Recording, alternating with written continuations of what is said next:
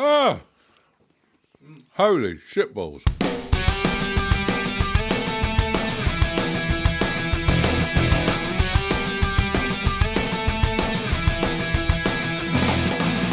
Hey Space Cadets and Airheads, welcome to Season 3 of Not 40 Just Blank.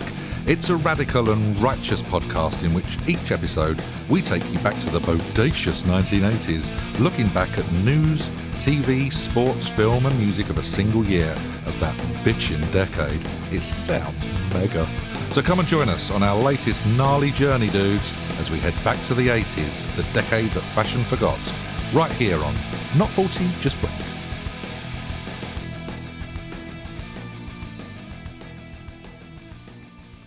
Hello to all you delicious devils and welcome to a brand spanking new season of Not 40 Just Blank. It's bloody good to be with you once again and we're looking forward to taking a trip back in time, our furthest one yet, to the decade that taste seemingly forgot. That's right, we're heading back to the jolly old 1980s. And I'm totally out of my depth doing this alone, so thank God, here comes the cavalry. It's Phil and Del. Good evening, my darlings. Hello, sir. Hello. Right, mate. Lovely to see you back here in the 80s, Del, fetching leg warmers, looking sexy as hell. Playing with my Rubik's Cube. Why would you not? New name for your testicles. Trap them in the door again. Oh, mate. Abnormal shapes. See you playing with Simon over there. Simon says, play with me. So who am I to begrudging that? Mate, you do it. It's an absolute delight. Are we ready to do this little delve into the 80s?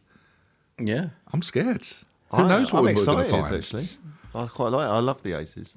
It's one of those like really retro-y. I think our research is going to have to be better. Yeah, we might actually have to do something. Yeah, we have to rely on it. Yeah, because we haven't got like the actual memories. Because we were like, what were we, 2 when the decade starts? Yeah, so, like, it's been sort of tough but fun at the minute. Well, yeah, so no personal memories, essentially. No personal memories, but I was going to say to you, I saw an 80s legend on Wednesday. Hold tight, this is a great segue already. Who did we see? I saw Willie Potion, Billy Ocean. Oh, Billy Ocean? He wasn't down the dog track again, was he? I thought he cured his gambling issues. No, he cuts my lawn. Does he really? That's what he's now doing. He's no longer getting kids into cars. He's cutting your lawn. He does. He gets them into the cars and then he pays them like £10 like, just to trim the hedges. Just to trim the hedges. Oh, nice. How was old Billy? He was really good, actually. He was still really knocking out the tunes? Yeah, for like I said to you, a man who's like sort of the equivalent of like one of our dads, sort of like one of our dads, as in like one of our mates' dads or whatever. He was like absolutely amazing, and he's like really even his sweet feet that he's got. He's still got the tones as well. Absolutely amazing. The only thing was some of the people watching him were basically football fans. And when he was, so he was trying to do a bit of sort of like talking in between each song. Yeah. And it was people just go, play Caribbean Queen, like, go against Tough. And he was just like this sweet, he's like, he's quite religious. They weren't singing like you're getting sacked in the morning or something. No, it might as well be. Talking about his lawnmower. Yeah.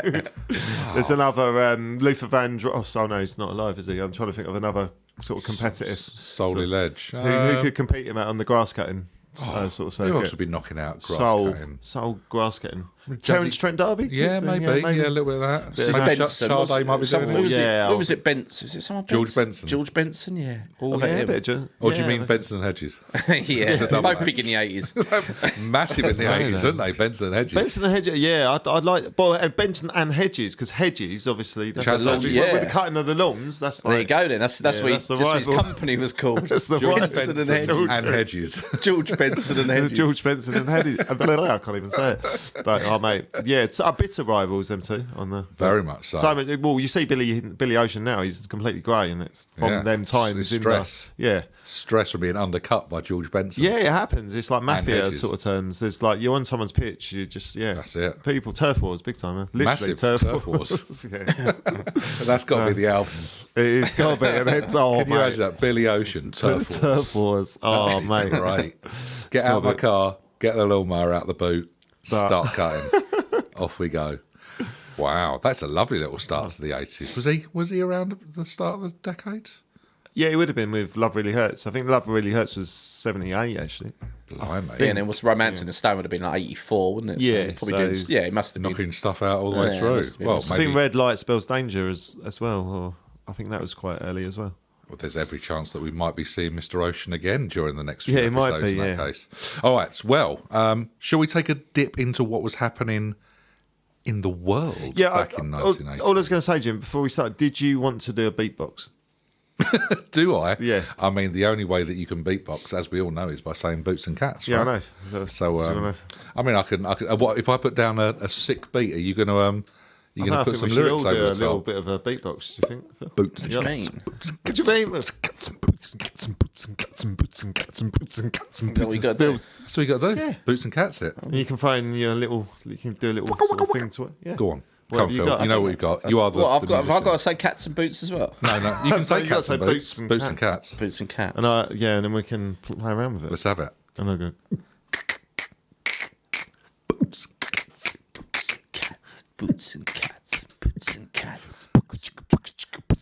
Ooh. That just went through my soul. That was emotional. What was that? What was what? That noise.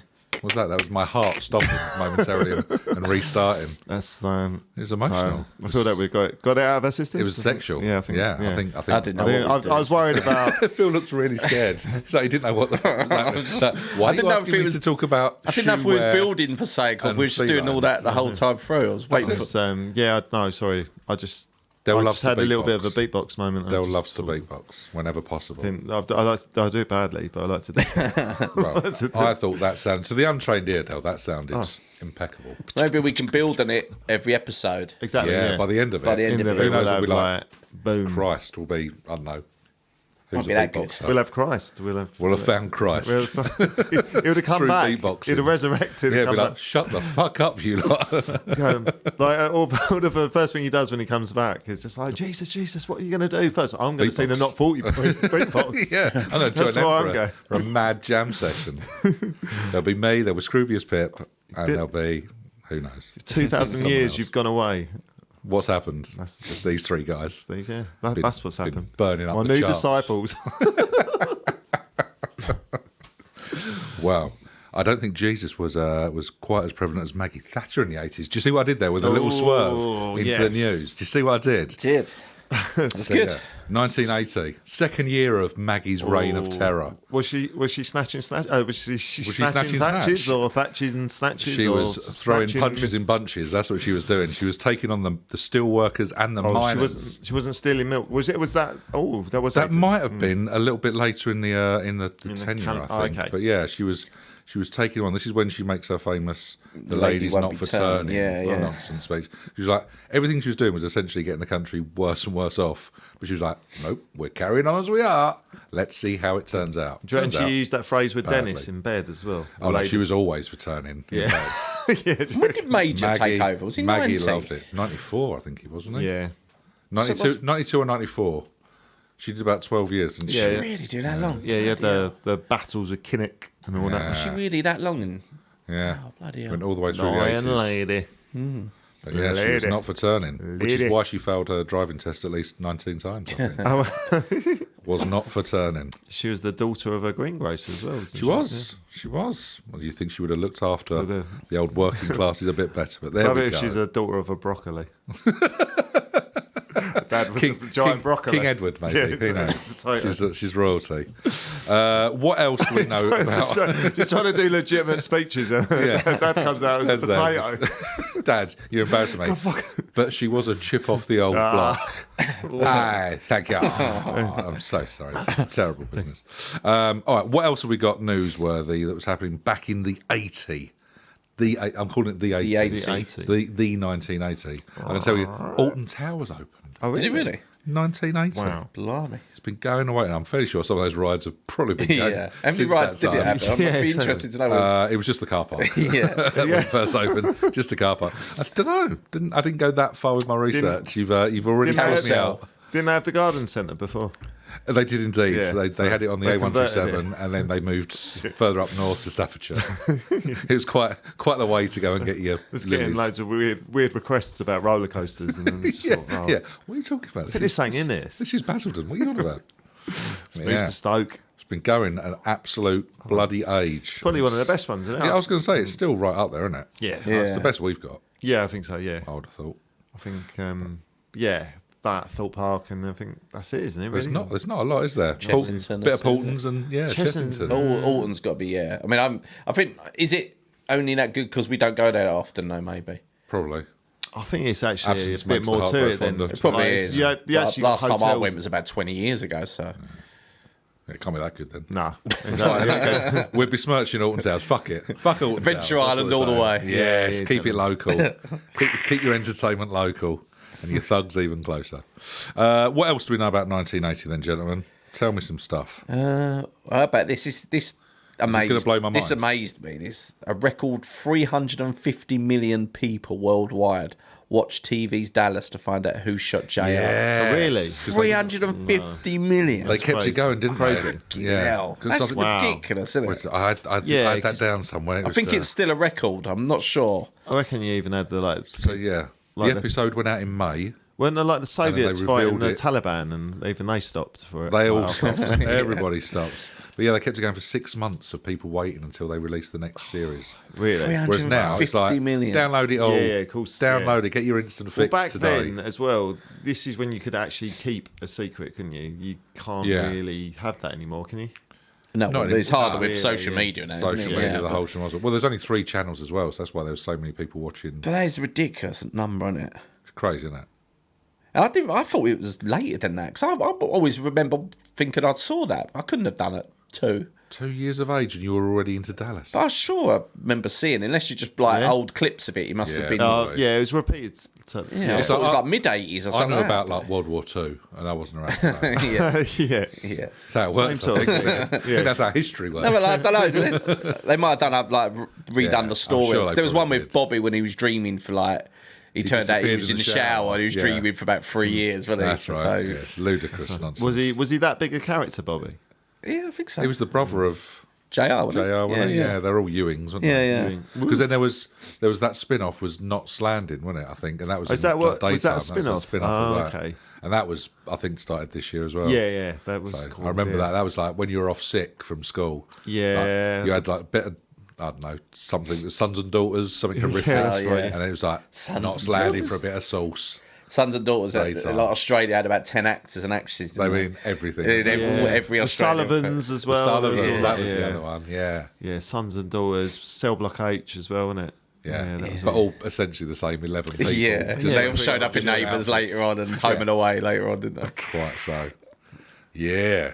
What else do we know about the 1980? I've got weird stuff, so. Oh, okay. unless you So guys wanna- it's me I've and you got then, Pac-Man Phil. is released. Was he really? Pac-Man was released in See, now, I thought 1980. that would have been like late 70s. 1980 it was in That was- Japan first, good. and I think in America a couple of months later. But yeah, That was one of the iconic games, wasn't it? Obviously, Oh, God, Space Invaders kicked it off, didn't it? And then Yeah. I think yeah, Pac-Man. Pac-Man. Yeah, and- 1980 was the start of the Remember. decade. So it would have been like a arcade game rather Yeah. than a Yeah. console Yeah, type oh thing, man, wouldn't I it? remember that up at swimming. That was the thing when you had a Pac-Man there, or you had a whatever. You'd be there for ages. and Yeah, someone it's had such an that. iconic game, isn't it? Yeah, and massively, still yeah. today. You know? So Yeah, simple, it's still but great. yeah, Yeah, it's exactly. genius, Yeah, simple, holds up. So all the, Talking all of the good games, Rubik's Cube was released as well. Oh, what Dale calls his testicles. Yeah. Exactly, mate. Yeah, was so pubic. cubes. I've got a couple. Cubics, cubes, massive in the 80s. Massive, yeah, or whatever. Massive in the 80s. I've got a couple more, but I'm guessing you're going to have them. So I'll let you. I might have a couple of interesting ones. I've got Yorkshire Ripper, Yeah. still ripping it up. Duh. He was at large. Rip, Killed rip. 13. Very busy boy. Wow, he did, but he made great puddings. He did. That Yeah. was the thing. That's why he got away with it for so Yeah, long. that's why. Yeah, People just forgave him because of the puddings. great pudding. He made the massive Yorkshire puddings, as Enormous well. ones, yeah. the ones where Ones you could put them swim in. Yeah, exactly. Huge. Pop-up pies. Just before the detectives and that were about to bust him. Push a couple of He's people going, in. I can do, but I've just made this. Yeah. Like, I've pre-done Look at this the size of massive this. Yorkshire pudding. Yeah, come on. Can you come back in half hour? Oh, all right then, Peter. Exactly. Go on then. We're being a bit harsh on you. Go on, mate. Exactly. Anyone that's that good with flour and milk, how can we? Exactly, how can mate. we really take him in? I'll tell you what else happened. John Lennon Yeah. Yeah. shot and killed in New York City He was, wasn't he? By Lee Chapman. just before he started playing for Leeds. Yeah, exactly. Yeah, Is it Mark? Yeah, Mark Chapman, Mark wasn't it? Chapman. Yeah. Wow, cool. Realise that. Have That you was been- like he was like a obsessive fan, wasn't he? Yeah. It's outside his apartment as well, isn't it? Yeah, literally on the steps, Yeah. wasn't it? Yeah. You into New York, you guys? And seeing like the Strawberry Fields thing No. in Oh, okay, no. Central Park? It's all quite emotional. I thought you said that, am I into New York? Yeah. So I was thinking, what's he mean by that? Massively. Are you into New Phil's York? wearing an A's cap. He's got an I Love New York t-shirt on. Yeah, He's got a A's hot dog hat and on. mustard. He's in so his, American, isn't he? It's unbelievable. Just keeps going, guys. What's he mean, am I and into then New York? He's got a Statue of Liberty on his jeans. That's exactly. Oh, is that what that was? Sorry, I No, it's a misunderstood what that massive was. erection, sir. That's exactly where it is. It's a boner. It's a boner. Massive in the 80s as well. Massive. Boners, weren't Boners they? were massive in Absolutely. the 80s. See what else was massive in 1980? The Iranian embassy siege. Yeah, that was the other thing I that had. one? Again, that was Mental, broadcast wasn't it? live on TV, wasn't it? I know, Exactly. yeah. Literally, like people, the SAS going in through windows and pulling out dead hostages and stuff. Yeah, it was a bit, Horrific. it was a bit much. It's like, oh my God, should we cut to the news? Let's mate. not. It's ghastly. Yeah. Come on, want to find out who shot JR, for fuck's sake. Exactly. I think it was one of the SAS boys. They were a bit gun happy. Mate, nowadays it would probably be on blooming Sky. Sky would get hold of it. Oh, rolling wouldn't it? news, absolutely. Yeah. But this was like prime time BBC and ITV the lot, wasn't it?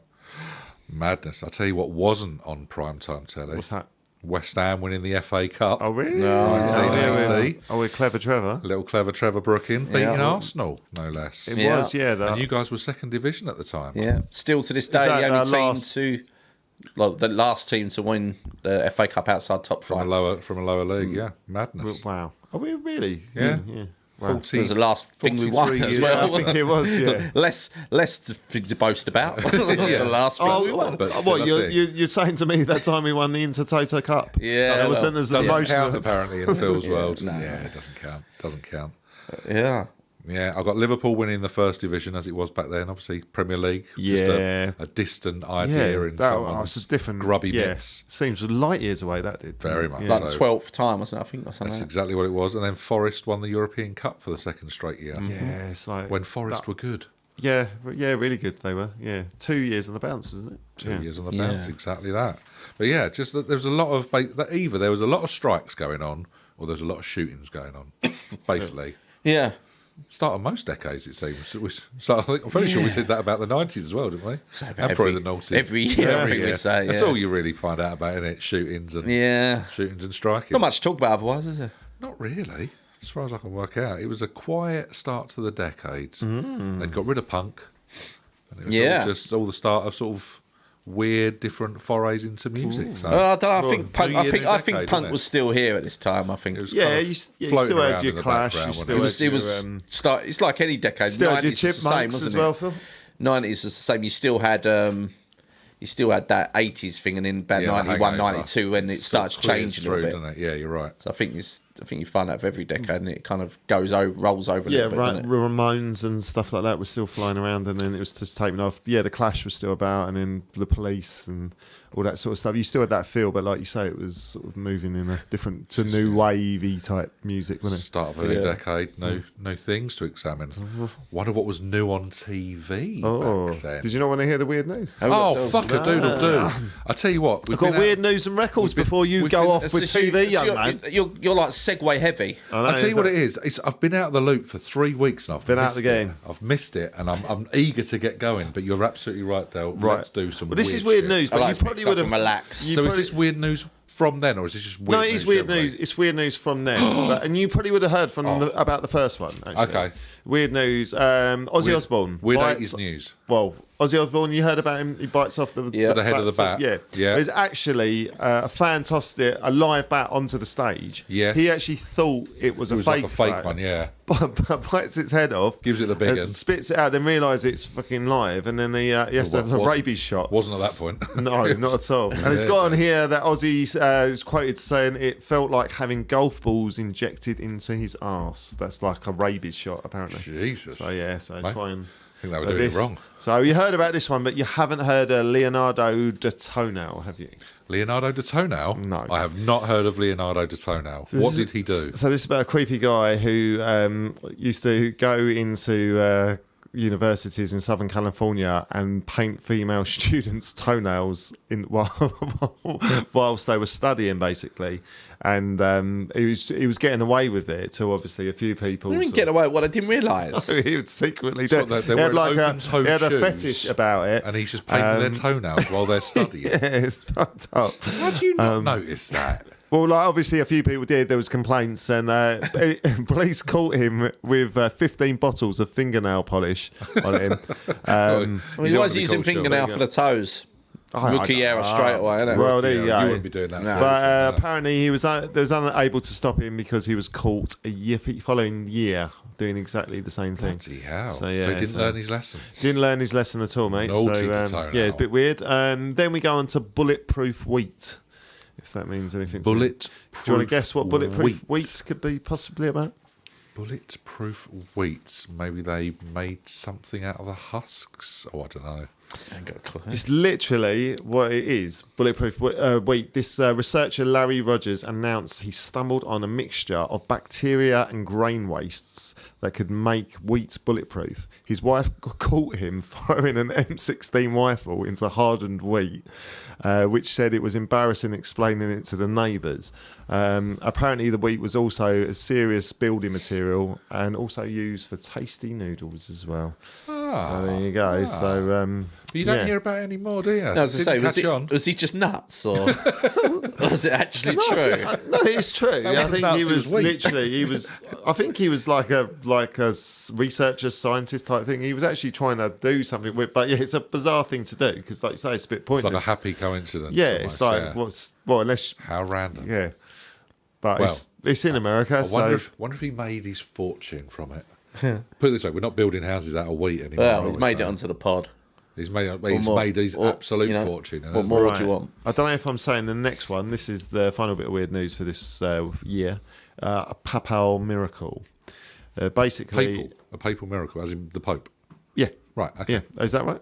Papal, yeah. Okay, cool. No worries. Oh, bonus. Tick box. Tick, tick, tick. After being brought forward to see the Pope, John Paul II, Jan Larvik was wheeled back. Wheeled back.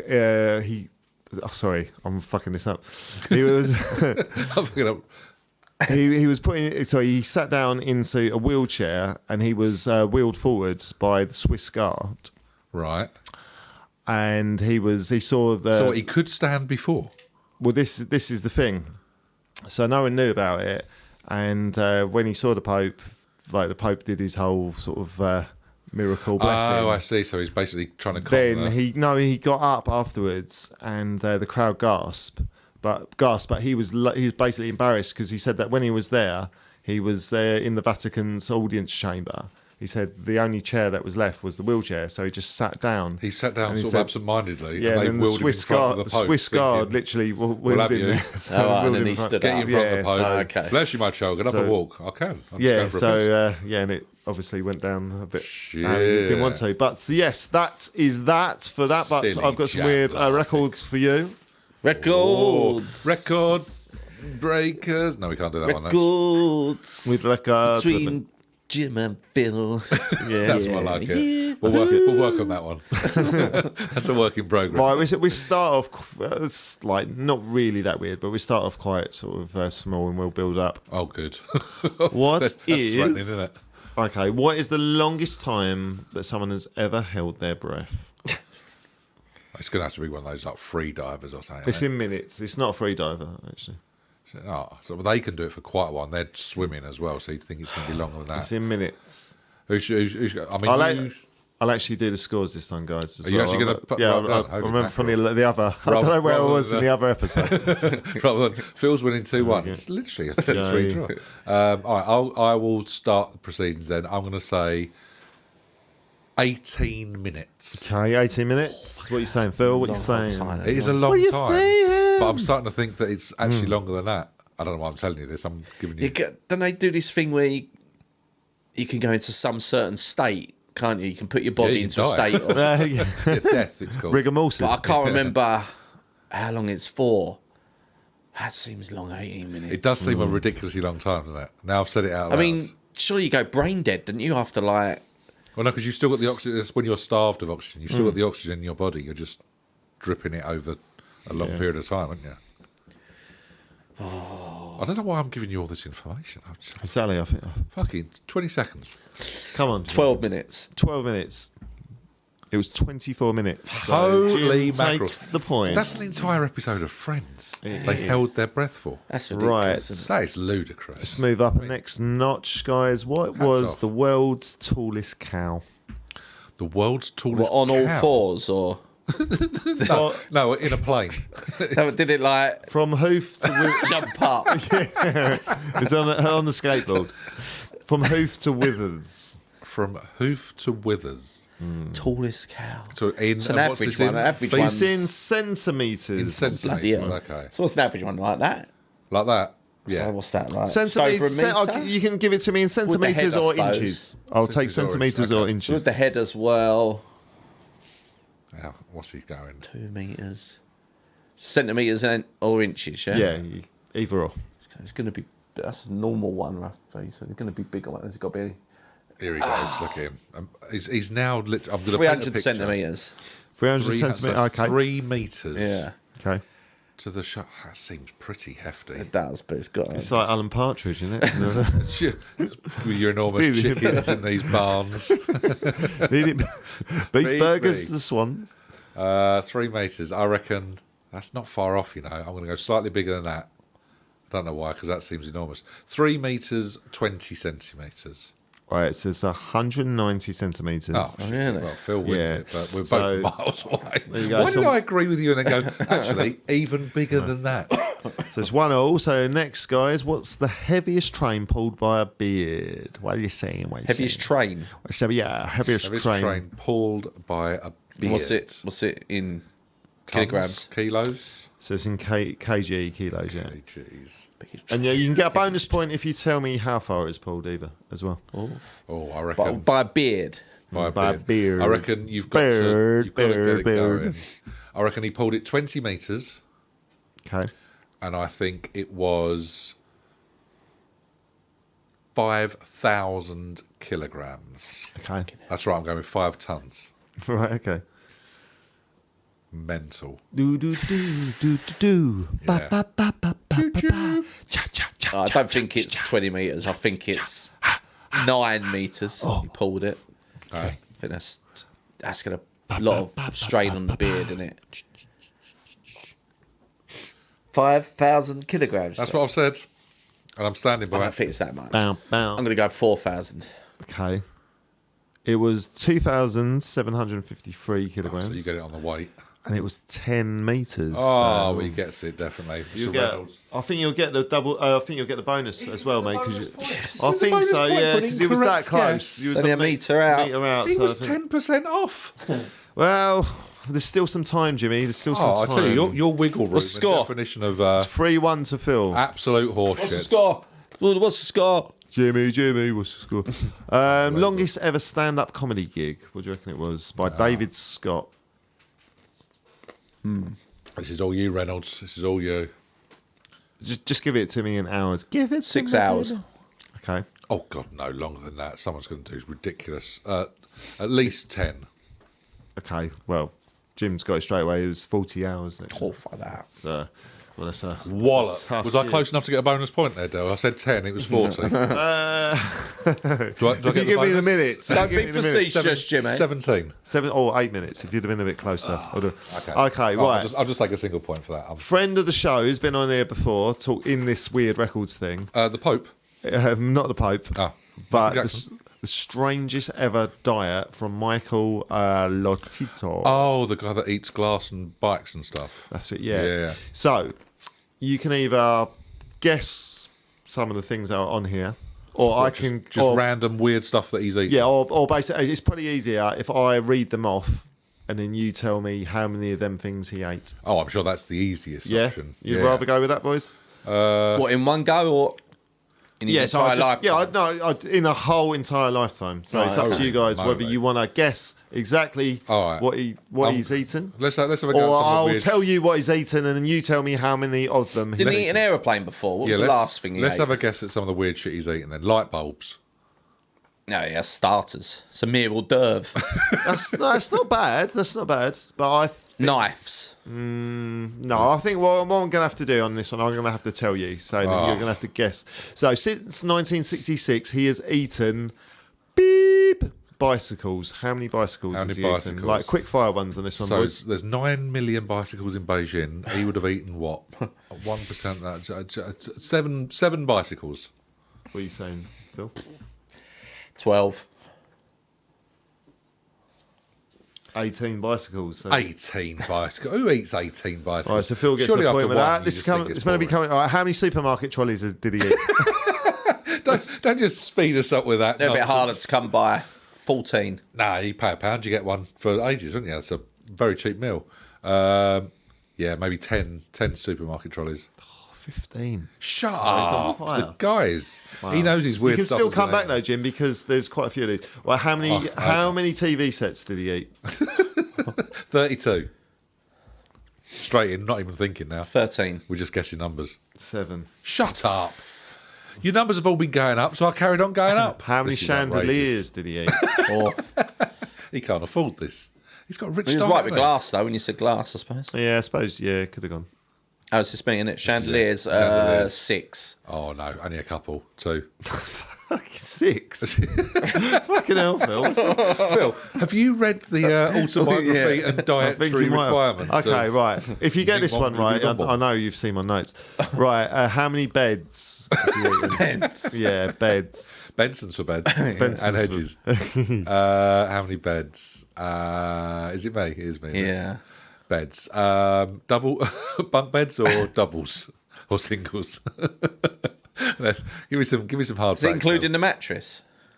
Doesn't Yeah, say. can you imagine but that, all those springs and stuff? I guess you're not. I guess you'd like it, wouldn't it? It'd be like a nice Yeah. bit of. filling, Otherwise, it wouldn't would be just be like eating a pasty with no food. Yeah, it would be. Yeah, it'd be like disgusting. Okay, I'm going to say 11 beds. 11 beds, Phil.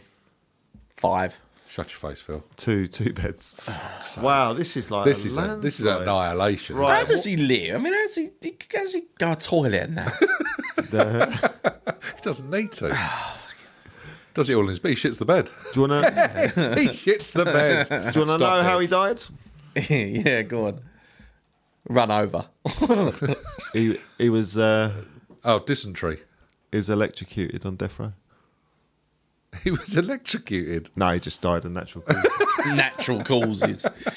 It's like eating the Prime Minister of France's chandelier and bed, isn't it? Counts as treason. God, he'd light up like a Christmas tree, wouldn't he, if he Magic, was yeah, like just a living smidge. electrocuted? Right, Wow, that final was- one, just for the hell of it. Oh, what was just to really the rub, most? rub it in? Yeah, How well, bad could I've be. been. But what is the most feet and armpits ever sniffed? Wow. This is over years. I'm going to let you take this one first. This is Someone over else. years, over 15 years. What, together? Feet and armpits combined? So the total number. Well, I don't know. It's just that's so what you it haven't says. got a number for armpits. No, and a I number haven't got for- So it's by one person. You one used to number. smell someone's feet and armpits. Yeah. Over all his lifetime. over 15 years of 15 had a years. career 15 out of it. years. Got even an It must armpit pension. I don't know. So he must have done it. Foot and armpit pension. Final salary. 3,000. Oh Christ! Massively more than that. Yeah, probably. 100,000. Oh, Jim. Shut up!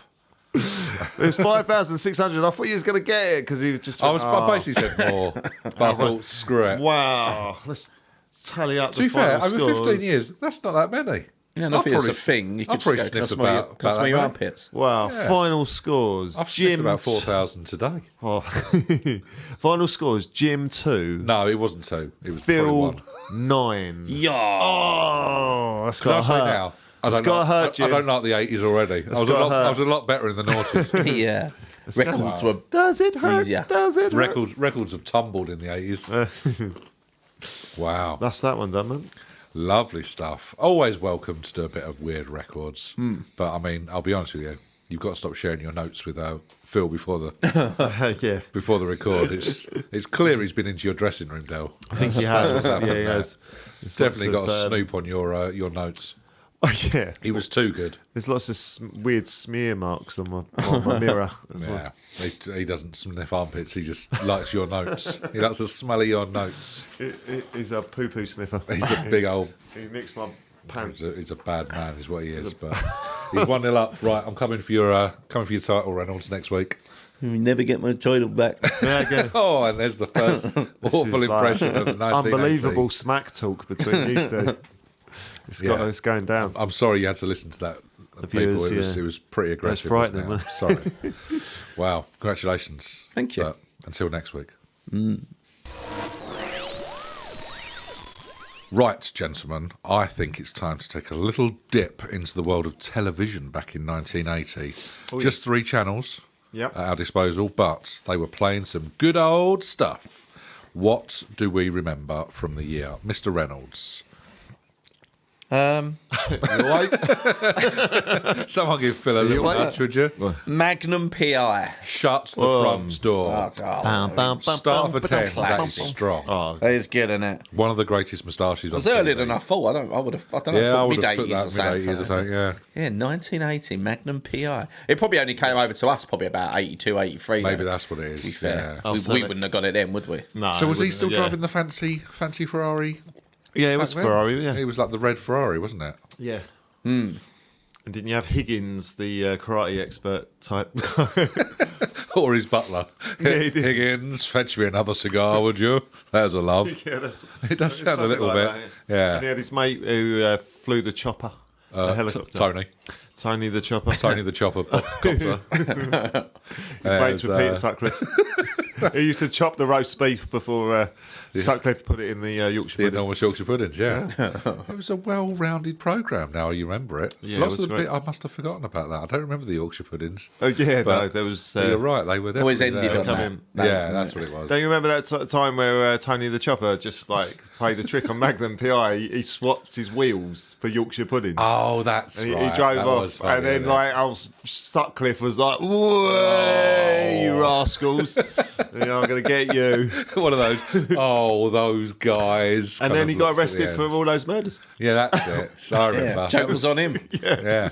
Then roll the credits down, down, down, down. And Magnum PI was the one who caught him. He was. Yeah. That's what you get from hanging around with a PI. Foolish, really, wasn't it? He was. Yeah.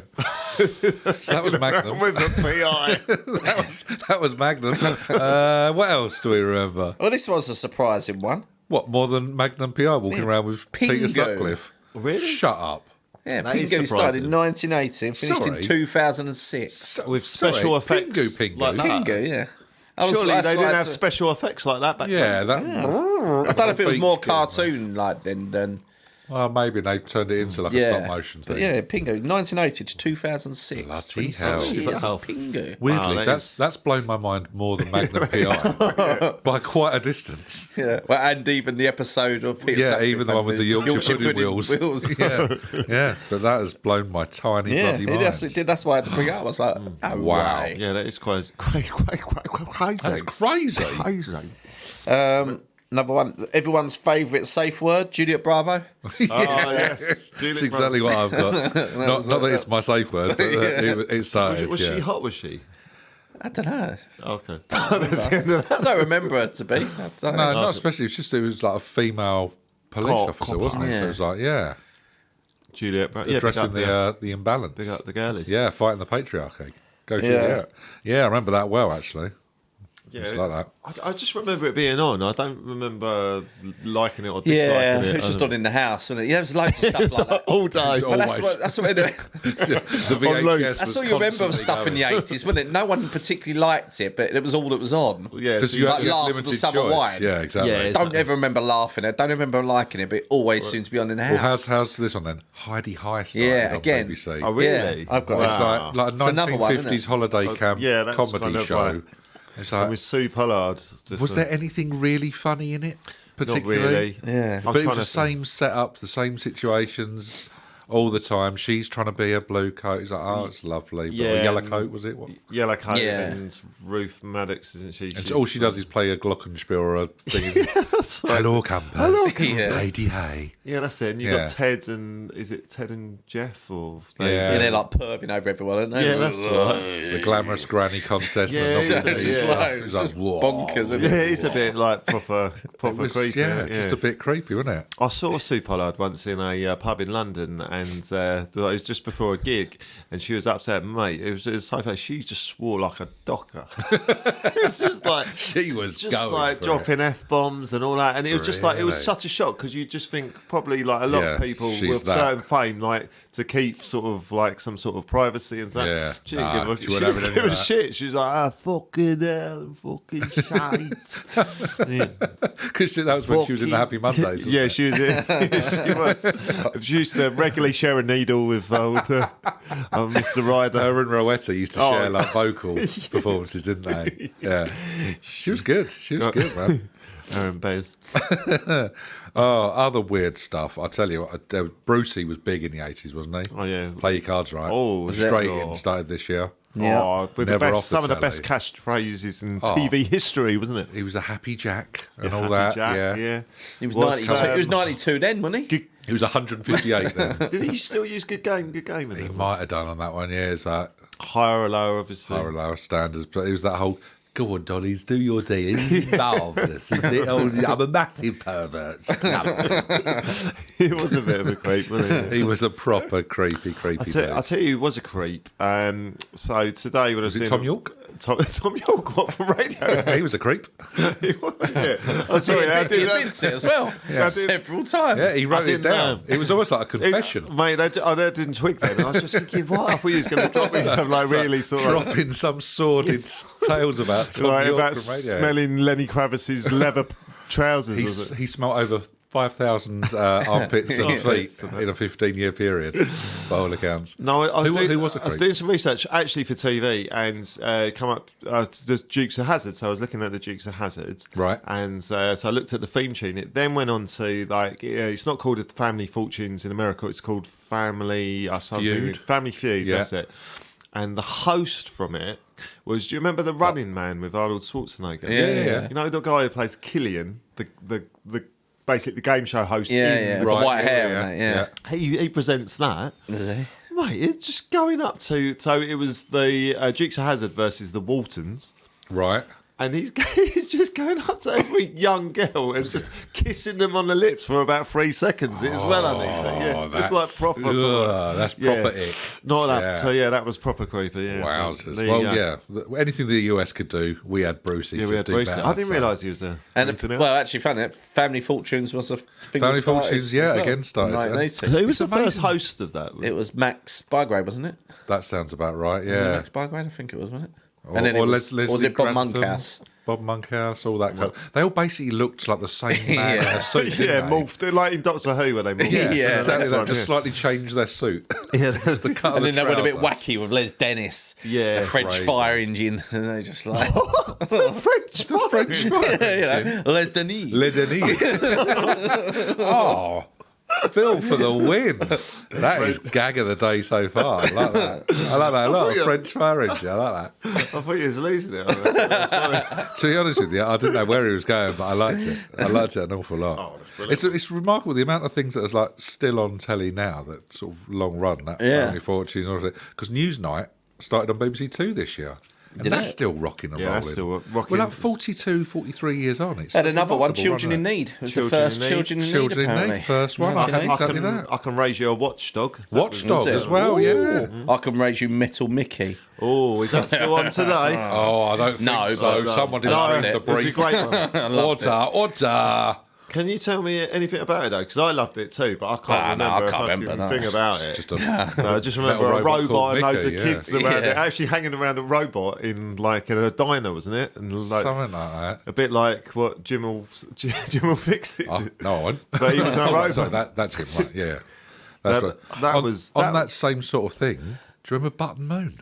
Button Moon did That that. started this year. Really? I But love that, Button Moon. that is like proper shit. Yeah, it was really shit, It was yeah, a milk bottle. But a great wasn't it? Or theme a- tune, though. Bottle, or- yeah. fairy liquid bottle, 2 spoons, some buttons, and that was Buttons. basically It it. was the That is it, theme yeah. tune that sold it, wasn't it? Oh, of course. Can you sing it now? Yeah. We're off to Button Moon. Oh, yeah. Me and Mr. Spoon, Button Moon. Button Moon. That was all you needed, wasn't Yeah, it? It was we'll great. be back soon. That's sold it. Need a remix of that. I think that needs an injection. Well, maybe that and some beatboxing. We've Yeah, got a number one single. yeah, we should beatbox. We'll work that one out after the episode's recorded. What else can we remember from this year? I've got one more, which Go on, I think hit I me. feel Go on, I haven't him. got any more. I think I'm done. Russ Abbott's Madhouse. Oh, yeah. Wallop. How's that? Speaking of, was Les Dennis in that? Was he? Yeah, I think he was, wasn't he? The crew, wasn't he? Yeah, he Bella was, Remberg and all of those lot. Just mental. That was so wasn't it? bad when you think about it now. She was just like She was just a large lady, wasn't she? Yeah. who was just embarrassing herself because of her weight. Yeah. That was the gag, wasn't it? That was the long running. Boys like Benny Hill, which was I think in this year Ben as must be well. close to that, yeah. He was just slapping a bald man around the blooming chasing and chasing half naked women around. Yeah, it's a hell of a gig for Benny, wasn't it? It was very bizarre. He was a very happy man for most of his working life. You guys said about Phil said about obviously Pingu, and he's plasticine, isn't he? Another plasticine legend was the We mentioned amazing Bruce adventures of the amazing adventures of Morph. Yeah. Was Morph this year? Yeah, man. I Morph. remember Morph. I have so from, much time for Morph. Yeah, very much so. A lot of time. And his little mate, Chaz. Yeah, Chaz. Yeah. He was a naughty Live- boy, wasn't he, old Chaz? The absolute antics. Living in a pencil case as well. Yeah. It's great, wasn't it? I used to find it a little bit creepy with Tony Hart. Like, did anything come out about him? Wasn't the... I don't know if... this won't be true, so just to okay. caveat that now. But wasn't the rumour that went around our school that Tony Hart lived with Andy Peters? Do you not remember? In a massive pencil case. Yeah, do you not remember that? Oh, God. In the I broom used to make me cupboard. die. Absolutely ridiculous. I mean, literally, the Oh no, age I used gap to between call them. it the groom cupboard. Yeah. Oh, used to lovely. Just get him in. But yeah, that's all I remember. Savile, you finished doing Jim will fix it. I've got another one in. Got another one. Got a right Yeah, one. come on, mate. Oh, mate. dearie me. I've got To the Man of Bone, which I've got. Oh, yeah. It's like just about a big house, wasn't it? That's what I remember. Yeah, it's a bit of a class thing, wasn't it? Yeah. Yeah, exactly. It was, what's the name out? The Good Life, wasn't it? Wasn't it her? Penelope. Keith. Yeah. No, the other one. Who's the neighbour? Not Penelope. Wasn't it the? Yeah, so that is Penelope Keith. Oh, is it? She Why doesn't do I play think the... Penelope She doesn't Keith play was- the... You She played the was thinking posh of one. Penelope Pitstop from Wacky Racing. Plays the Richards wife then in. Not Prunella Scale. She's in Fawlty Towers. It's the other one. Felicity Kendall. Felicity That's it, Kendall. yeah. Rear of the Year, probably in 1980. Yeah, I bet she is, yeah. Well, now she's in her 80s and her Still very much. rear's out of gear. I've got to look up who won Rear of the Year in. Oh, excellent. Well, while you're doing that, I'm going to tell you about Yes Minister. Oh, that yes. started on Yeah, that was BBC good. I Two. like that. And I'm I assuming... didn't understand it back then, but I liked it. Yeah, absolutely. It was just a lot of It was on in the sarcasm household. about, It was one of about them- politics, wasn't it? Which is very much rife for taking the piss out of Yeah. still today. Oh, yeah, 100%. I Gee was spitting whiz. image must have been not too far off. I reckon so. It must have been, wasn't it? Yeah.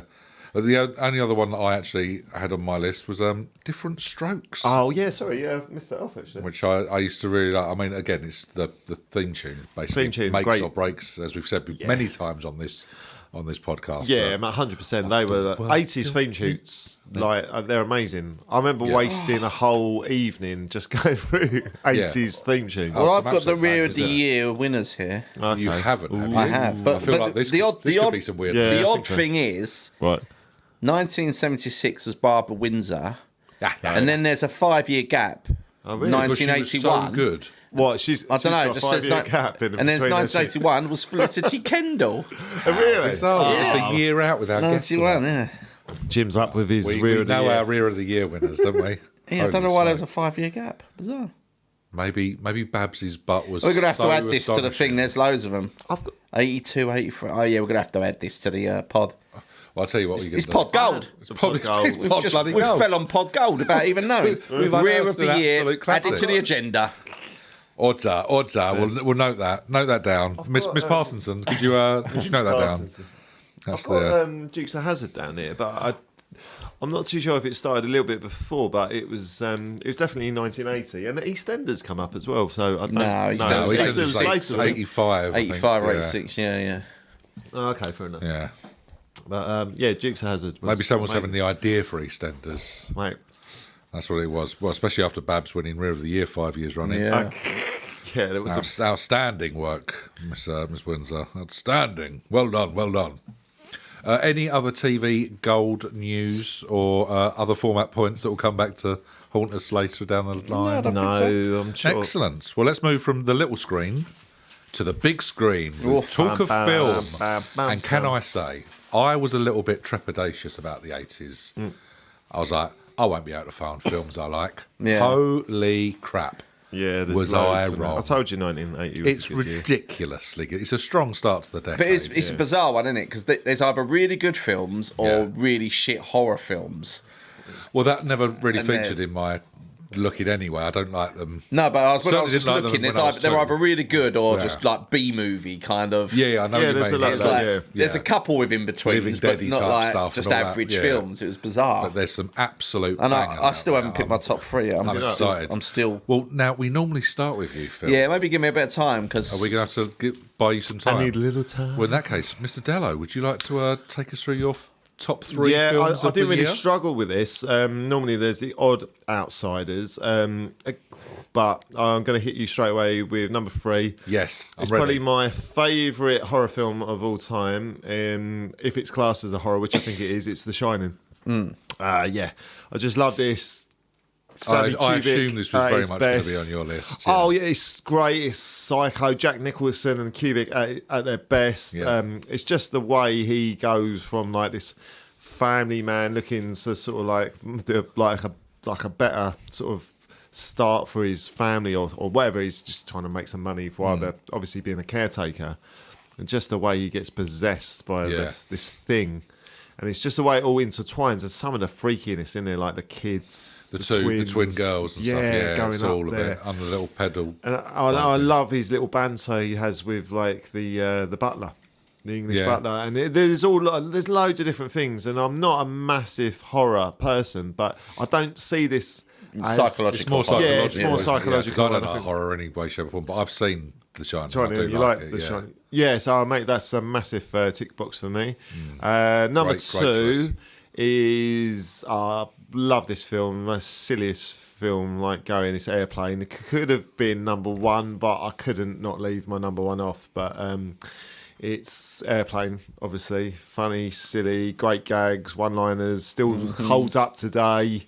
Anything from Lloyd Bridges sniffing glue to Otto, the co-pilot being sucked off by Julie Hegarty. Yeah. The heart transplant being knocked out in the song, and it's anything from that to the jive guys with the old lady talking jive, the fight kicking off with the Bee Gees, the Girl Scout. Oh, there's so many things. I won't go on it too. Well, 'cause I've guessing definitely, I've got it in my list as well. But it seems silly to not talk about while we're here. But Yeah, go on. it's just insanity, isn't it? It's just the young boy in the cockpit. Yeah. It's like, have you ever been in a Turkish prison, Joey? It's like, what? You like films about gladiators, Joey? Have you ever seen a grown man naked? It's just so many things. The fact that you've got Kareem Abdul-Jabbar as one of the co-pilots So in there. And he's like, you're definitely Kareem Abdul-Jabbar, aren't you? Listen, Yeah, kid, yeah. I'm busting my hump for... Yeah. busting He my just bum. loses his absolute pieces. Yeah, it's going, my dad says you're too lazy or something like that. Yeah. I tell you the one it is that I like more than any of them. It's the young... I think they may be 7 or 8. There's a young girl and a young boy, and they're done up like an older couple. So Yeah. he walks Yeah. past her. He's all got the suit, the blazer, the tie. She and fancies all him, did she say? And it's like he goes, "I thought you might like some coffee." Yeah. Number one, they're too young to be drinking. Yeah. So he sits down. And he's like, "Do you like cream?" He said, "I take my coffee like I take my men."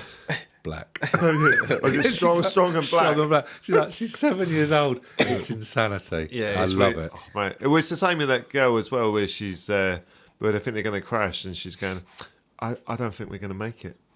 And I've never been with a man before. And then suddenly she moves on to everyone, and at one stage she's saying it to a donkey. It's so many good. stupid bits. Do you know how in many there. jokes there are per minute? Oh, it's, there must be it's so one of those many. record holder type things. 2.6 jokes It's per minute. I mean, nuts, how isn't do you it? write Because that a was the film Zuckers, wasn't like it? that Yeah. where you can not just... You'd think that would just be, they're going to run out of steam after a while, but they don't. It's a whole... Constantly. Like even the voiceovers when they're in the airport and it's like they're bickering about what zone Yeah, they're going to land it's in. just the back. It's the commitment White to zone. like commitment to the The jokes white zone is for unloading. extraordinary. No, it's not. Screw you, Ken. They start talking about having an abortion, don't they? Yeah, you never made me come. And like, he gets the ticket smoking, and he's like, the ticket's on fire. So many. There's a joke where isn't it the captain's getting ready in front of a mirror or something, and it's not a mirror or that's something. right. Yeah, so he does his tie up and he walks away, and the guy's still in the mirror. Or something, isn't it? It's just relentless. Or the one with the painting Captain when he's in hospital. He's in hospital and he's painting. Vietnam bloke. There's a guy with a baby in his on arm. one leg, and it with his leg behind his. Can I go down? Recounting his time in like the army and stuff, and he's boring the guys he's sitting next on the plane who's about to set himself alight.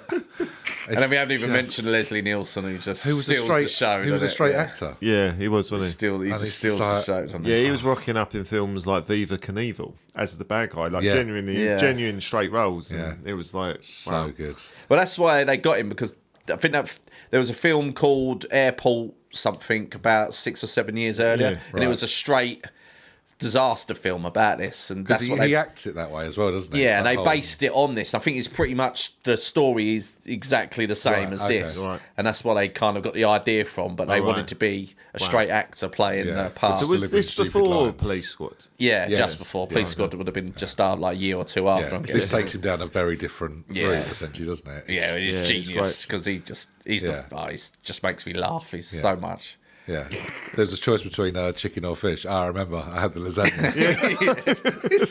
It's so nice, stupid lines going. The way he delivers them, though. I don't think anyone has ever beat him at doing that. No. You get loads like Charlie Sheen tries in Hot Shots, and they're funny, but just nothing like what Leslie Nielsen was. He was so.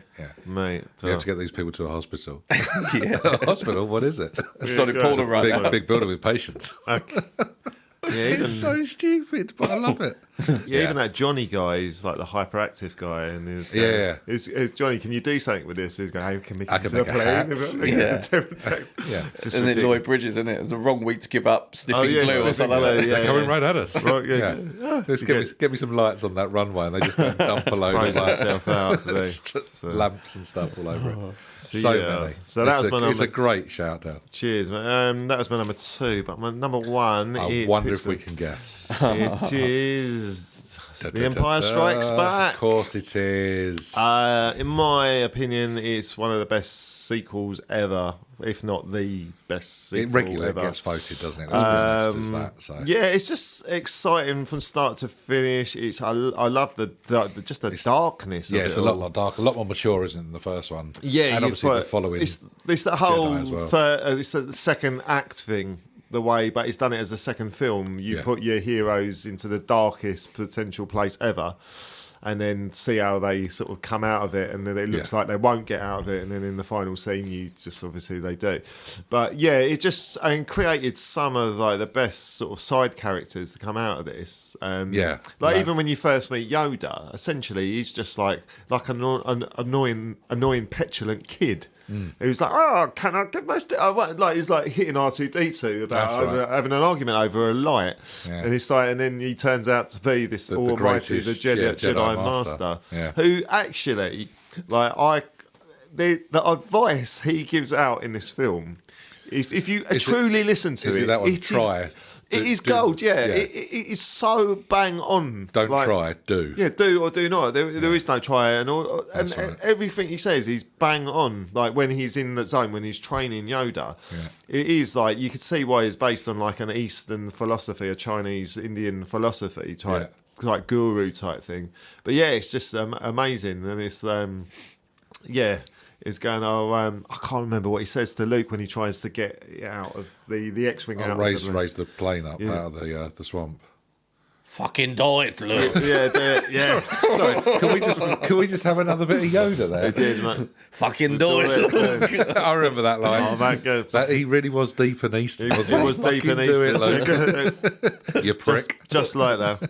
And also, it created Boba Fett, one of the coolest sort of bad guys ever to come out of any sort of thing, and like as a bounty hunter, it was just perfect. And like, how many words does he say in the entire? Isn't he like 30 or something? Probably he doesn't say an silly. awful lot. I don't know if he does. He doesn't say many across the entire like series and stuff. I don't think he says many words at all, does he? I think in like Return of the Jedi, just says like I'll get him or something like that. I think it's very, very few. It's like 3 words or something. Yeah, like that. they It's don't not say much at all. But he made such a great. Presence, all the kids wanted that. He was the Yeah, figure, Boy wasn't he? Fairs, He was the wasn't he? figure He was the everyone one. wanted to get. Yeah. He was a figure. They actually did a figure that it's worth thousands of pounds now. It was the only one that shoots the out the little pack, rocket. Yeah. They had to recall it for safety reasons, but if Yeah. you get hold of them, they're like worth thousands. Yeah, absolutely. But he was cool. All the other bounty hunters, it was just a cool feel to it. Lando was cool. It was just a cool I can watch this every time it's on, and it seems timeless. Absolutely, the special effects for the time are absolutely amazing. I don't think people realise how amazing they were, and even some of the things I watched the other day on Disney.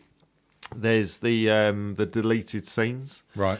and some of the ones they're hilarious. You have to watch them, like mainly for the Star Wars, but Empire Strikes Back. They do a couple of scenes with the Hoth monster. It's so ridiculous. I'm so glad they cut it out because they could have absolutely ruined the film. A little fluffy suit. Oh type mate, thing, but they're hilarious. If you ever got a chance, watch all the Star Wars films on on Disney Plus, and then go Right. to deleted scenes. It is hilarious. Like mainly the Star tip for Wars the one, top. with Yeah. Greedo. You know the scene where Han Yeah, Solo yeah. shoots Greedo. Yeah, in the canteen. They do it. They show it, but they don't put over the voiceover of an alien. So they don't put the voiceover of the alien. And his guy comes up to you, he's going somewhere. So it's just It's the really same- camp. And Isn't it the same I was as, in- I when was they in- use David Prowse? yeah, voice with his for, like, Bristolian accent. It's all all right, mate. you dirty bugger. But they still do it all Yeah. the way through all 3 films. Yeah, it's and then only just dub them over. mate. There's a That couple would have of been a deleted very, films. very different film, wouldn't it? Oh, big time. But I could talk about Empire Strikes Back all day. But yes, that's my number one easily. It's a very good 3. Mr. Reynolds, have we bought you sufficient Yeah, time? I think so. Well, I'll tell you what, only because mine sort of Go on. have a lot of carryover with Mr. D's, I'll just quickly So do mine, whiz in. actually. I think we all do. So I didn't go for Strikes Back as my number 1. I went for that as my number 2. I went for Airplane as my number 1. okay, I thought you Only might- because it's like an hour and a half and it's just sort of Yeah, perfect no, time. I'll always watch that, whereas I kind of have to be in the right mood for to watch Star Wars. I Yeah. think that's the only difference. But my number 3 was Stir Crazy. Oh wow! The Yeah, I Richard do Pryor like. and Yeah, Gene- I thought you might Gene go there. I Wilder. wasn't sure if you go Blues Brothers. I was pondering it. So, I mean, there was a lot of that sort of thing. There was a lot that I didn't put in. So, The Shining, I've made a point of kind of referencing. And then I'll come back to honourable mentions in a bit. But Stir Crazy was one of those ones that I just instantly kind of went, oh, this is really funny. And I was like, yeah, this is good. And then it sort of, See No Evil, Hear No Evil later in the decade is kind of that Have same they got a duo. trilogy of their films? They did Silver Streak. Silver Streak, yeah. And that was late 70s, but I hadn't seen that one. This was my first kind of foray into them. I was like, this is really good. I mean, a lot of it is a bit touch and go now, but everything kind of comes with that caveat, I think, in this decade. Don't they, doesn't it? like at the beginning bit where they put the weed, don't they, in the They get the entire, sort of- he empties his pot, doesn't he? And one of the cooks empties his stash of 65 weeds into the soup, and they get all that's the, right, into the soup. That's right. all of the people that they're working for stoned off their minds. It's just like it starts quite strong, but it was directed by Sidney Poitier, which I didn't Yeah. realise. Oh, really? I was Okay. like, Bizarre, oh, isn't it? no. It's like him doing this because it's an out and out comedy film for the first maybe hour, and then it goes into a prison escape kind of thing, like a heisty breakout. I think that one's the prison best one out of the lot of them, isn't it? If I remember, from what I remember, I haven't seen it in years. Yeah, I don't know. I hold really, See No really Evil, like Hear it. No Evil. It's close to my heart because I just remember it growing up as a kid watching it. Yeah, I watched that recently. It was and kind of it starts harmless. funny. Yeah. And the gag, there's not as many gags as I remember. there's I know what There's you some mean. really It's funny dated. bits in it, but Yeah, it's about the dated. first 20 minutes and then it just drifts off a little drifts bit. Whereas this is really strong for, like I say, the first hour, sort of 70% of the film, and then they have to go a little bit at the jeopardy of will they break out, won't they break out? So the gags stop. But it's just like they're two guys from New York that are basically sent down for they go to California to try and make their fortune. They get accused of robbing a bank incorrectly, get put in prison, and it's one where they've got like a rodeo desire. So it's a Midwest prison they're put into. Yeah.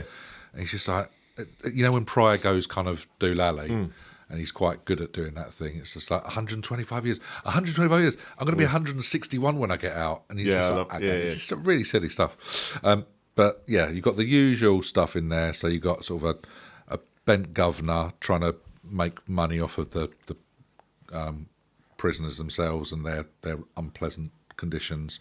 You've got homicidal lunatics. You've got a massive guy that they just poke fun at who turns out to be an absolute sweetheart.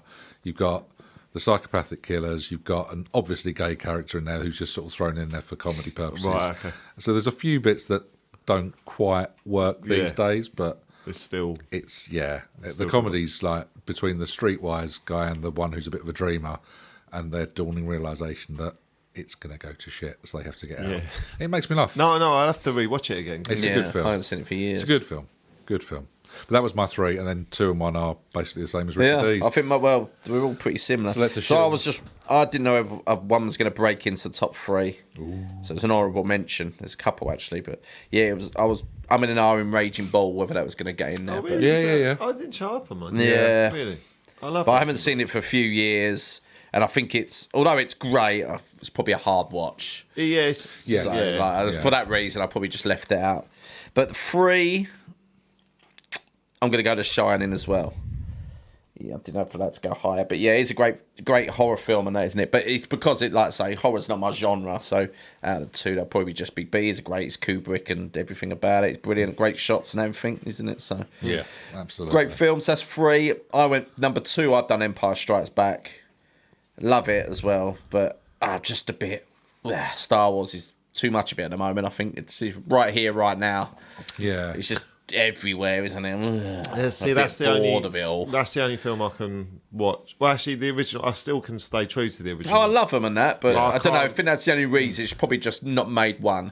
I think that's what based it on. If you put Airplane and Empire Strikes on now and said, what one would you watch? I'll go Airplane. Yeah. Because I just want to laugh. I'd be like, I want to laugh. No, so I think that's why Airplane would pivot. So I'm going Shining, Empire Strikes Back, and then Airplane.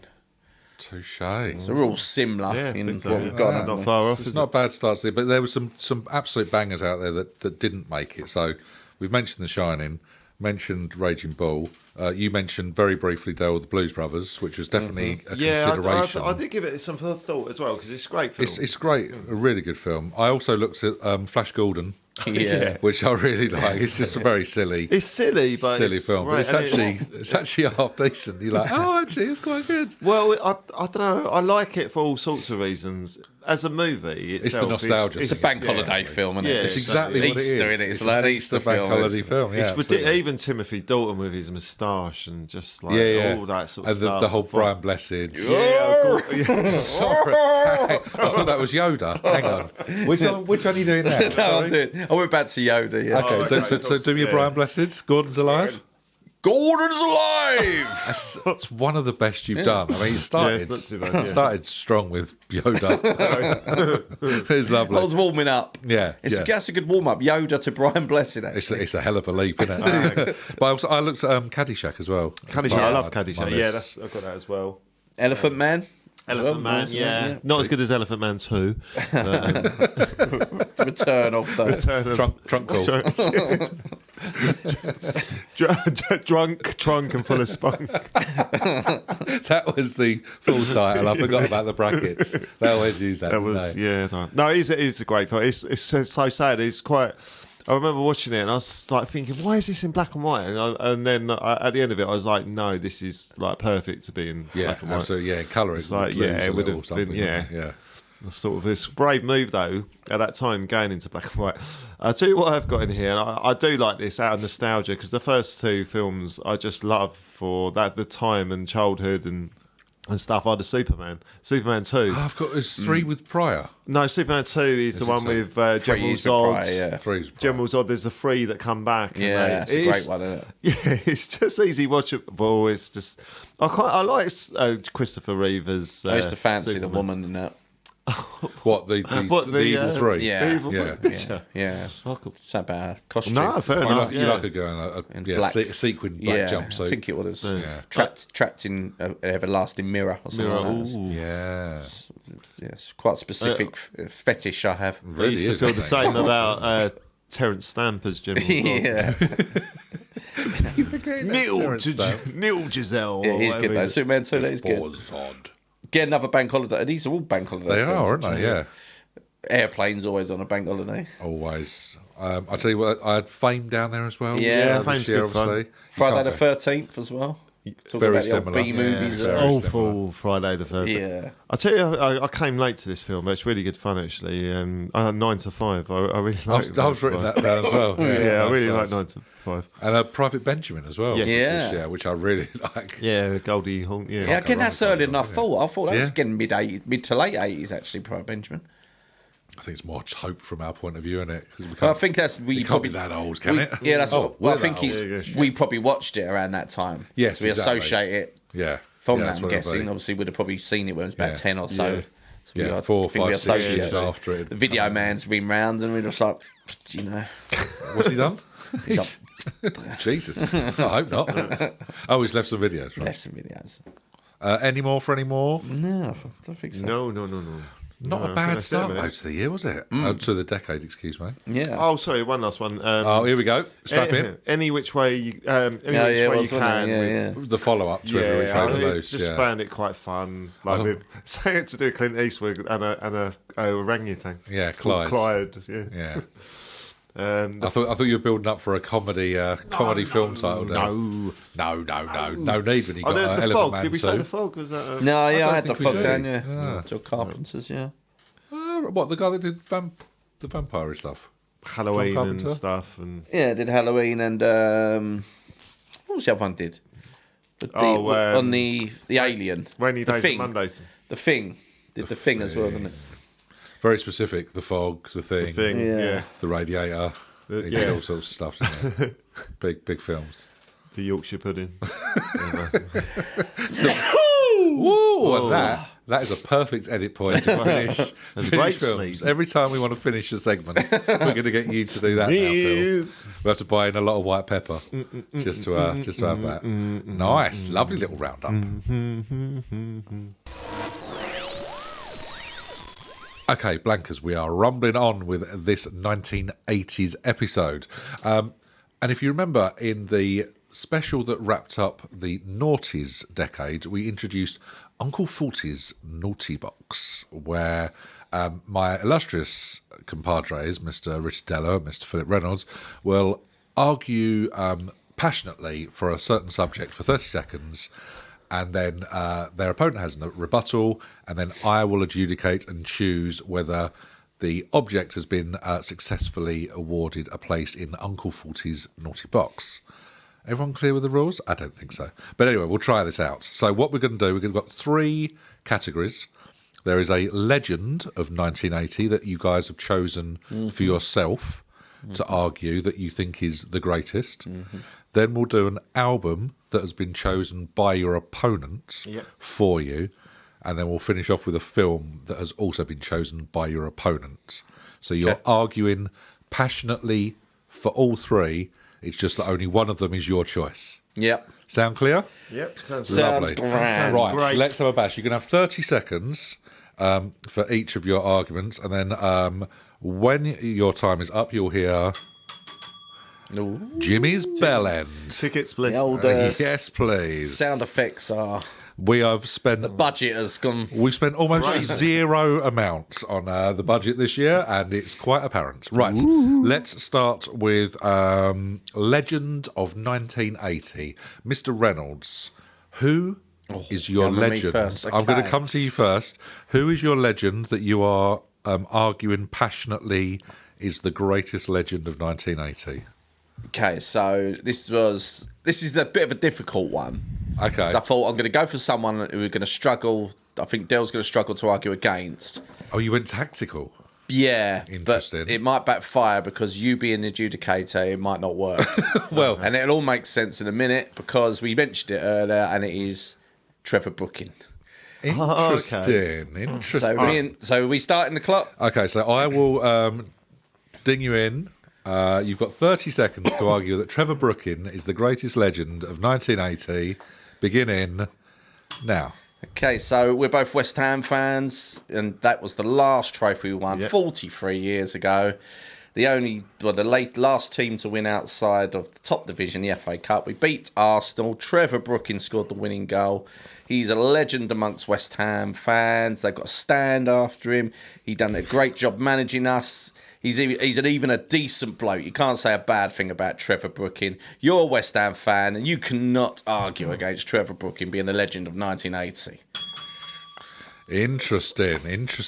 It's a solid start. Mr. Dello, now you now have 30 seconds to argue somehow against what you know in your heart of hearts is true. Yeah. Very best of luck.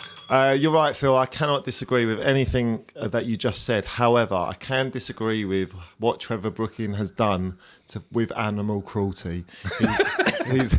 He's a massive clubber of seals. Like he jets out to Canada regularly. He kills seals for fun. It's not just seals. He'll go over big game shooting in Africa. He's like the dentist with the lion and the elephants. He does it for fun. Then he comes back and then he portrays himself as this legend that he is, like I say, but he kills people. He kills people as well. He kills people is the final word from Mr. Dello. Yeah, I mean, right reply? Yeah, I'm just going to attach myself from any of that bullshit because when the lawyers come calling, I will let you explain the slander you've just put towards Trevor Brooking. He started off clubbing seals. He ended with killing people. Yeah. Actually, I've got something that you might dislike about Trevor Brooking. What's that? Do you remember the game we played for South Benfleet? Oh, and his son was playing against his son. Yeah, and he come over and he walked on the sideline. Yeah. He blanked you, Phil. Yeah. He didn't blank me. Yeah. Final twist of the knife from Richie D. Wow. I mean, again, passionate. It must have hurt Del to come up with that, what we can only describe as lies, to try and win a point. The only problem I've got with Trevor Brooking is that he looks way too much like Jeff Banks from the Close Show, and so for that reason, I'm siding with Mr. Dello. I believe he hasn't picked his legend, has he? I'm going to say that. You're not getting in regardless. All right. Well, this will be easy. This will be easy because I'm already siding with Dello. But let's hear who you're proposing, Richie D, for your legend. My legend of 1980 is, we've talked about him already, is John Lennon. Oh, so Trevor Brooking versus John Lennon. Okay, you've got 30 seconds to defend, and big up Johnny Lennon. Obviously, he's part responsible for giving the world the Beatles and some of the greatest music ever written. It might be debatable, might be how you feel, but I kind of think the world might agree. Had a fantastic solo career, stood up for the people, led anti-war movements, forged political links between his music and politics, and was revered the world over. He is an absolute legend, and, well, that's it. Solid. Solid. Argue against that for 30 seconds. Philip Reynolds, off you go. He is a legend. The Beatles, a bit overrated as far as I'm concerned. Personally, I don't think that. I thought this was specifically for the 1980s. So have you got stuff that actually John Lennon should be a legend for in 1980? We got shot. Getting assassinated. He did Imagine. Yeah, well, that got released after, I believe. I think it was 81 because of... after that got released after his death, I think, because of that. But okay. Yeah, it did slow him down. If it's specifically to the year, you said a lot of great stuff that he's done. I can't argue with that, but specifically to the year, he did a newspaper article. I tell you what, he wasn't doing. He wasn't clubbing seals. He wasn't clubbing seals. Yeah. He was, he's just an all-around nice guy. Used to help old ladies, sort of used to put sort of cans of baked beans off the shelf for old ladies. He was always good at that, wasn't he? He's always good at that. Yeah, he used to do card tricks for old people. Sometimes he'd take the money. But, Wow. Solid start again. I mean, it almost writes itself that Lennon sounds like legend. So, I mean, he's halfway there to winning it. He didn't score the winner against Arsenal in the 1980 Yeah, well, that final. was always my debate. I'm winning in one way. Dell's going to struggle against it, but then the judge is an Arsenal set yourself up. So, yeah, essentially, because John Lennon didn't score the winner against prevent Arsenal from winning the FA Cup. I'm going to side with John Lennon as the legend of 1980. Dell takes the first round. So we move from the legends of 1980. I'd just like to apologise to all the Brooklyn family. When you get lynched at the next West Ham game you go to. Yeah, very much so. So let's move from that to, what should we do? Let's do albums of 1980. So you've chosen for your opponents. Yeah, this is going to be tough, this one. Phil, what have you chosen for Richard Dello to argue passionately is the greatest album of 1980? Let me double check, 'cause I forgot what I did. I think I remember. I want to double check before. I mean, it must be an absolute beauty. It's a great album. That's the assumption. So knowing that he's already sort of voted tactically in the first round. Yes. Yeah, well, I've kind of gone tactically again. It's going to be a stinker. Yeah, it's pretty good. I like the way Phil thinks on this. Yeah, Keeping the Summer Alive by the Beach Boys. Interesting. Yeah, that was your one for me, wasn't it? Yeah. So you've got going first. You're going to go first this time round, Richard D. Okay, so you're sure. arguing that Keeping the Sounds Alive, The Summer Alive, excuse me, by the Beach Boys, Yep. is the greatest album. So Dale, you've got 30 seconds to defend this. Right, well, some say that Pet Sounds was the best album the Beach Boys ever produced, but I have to disagree. It's actually Keeping the Summer Alive. I mean, do you want guys in their 20s singing about the summer of love? Or do you want a load of middle-aged men singing about songs called Old Darling, In No Way Wants to Make You Take Your Own? Well, it's a struggle, this one. But songs like "Oh Darling" in no way would make you want to take your own life. There's something about men in their 40s where they're wearing like Bermuda shirts and linen that just makes you just like smile, and you want to hear songs like "School Days," "Going on Girls," and when girls get together, it's just like perfect. It's an interesting start. Now, do you have to reply? Do you have to rebuttal against these, Phil? Are you going to push back? Yeah, no, I'll have a little go. Feel free. Your time starts. I don't think there's much of a fight in this one. Okay, so yeah, the reason I picked this is because I, for one, love the Beach Boys. And as we mentioned the Beatles earlier, I prefer the Beach Boys. But when looking into the worst albums of 1980, this was top of all the lists, which made me think, Christ, how could a band so good have produced such a bad album? Yeah. So I listened to it, and I mean, I didn't have much time to listen to it, but it is pretty awful.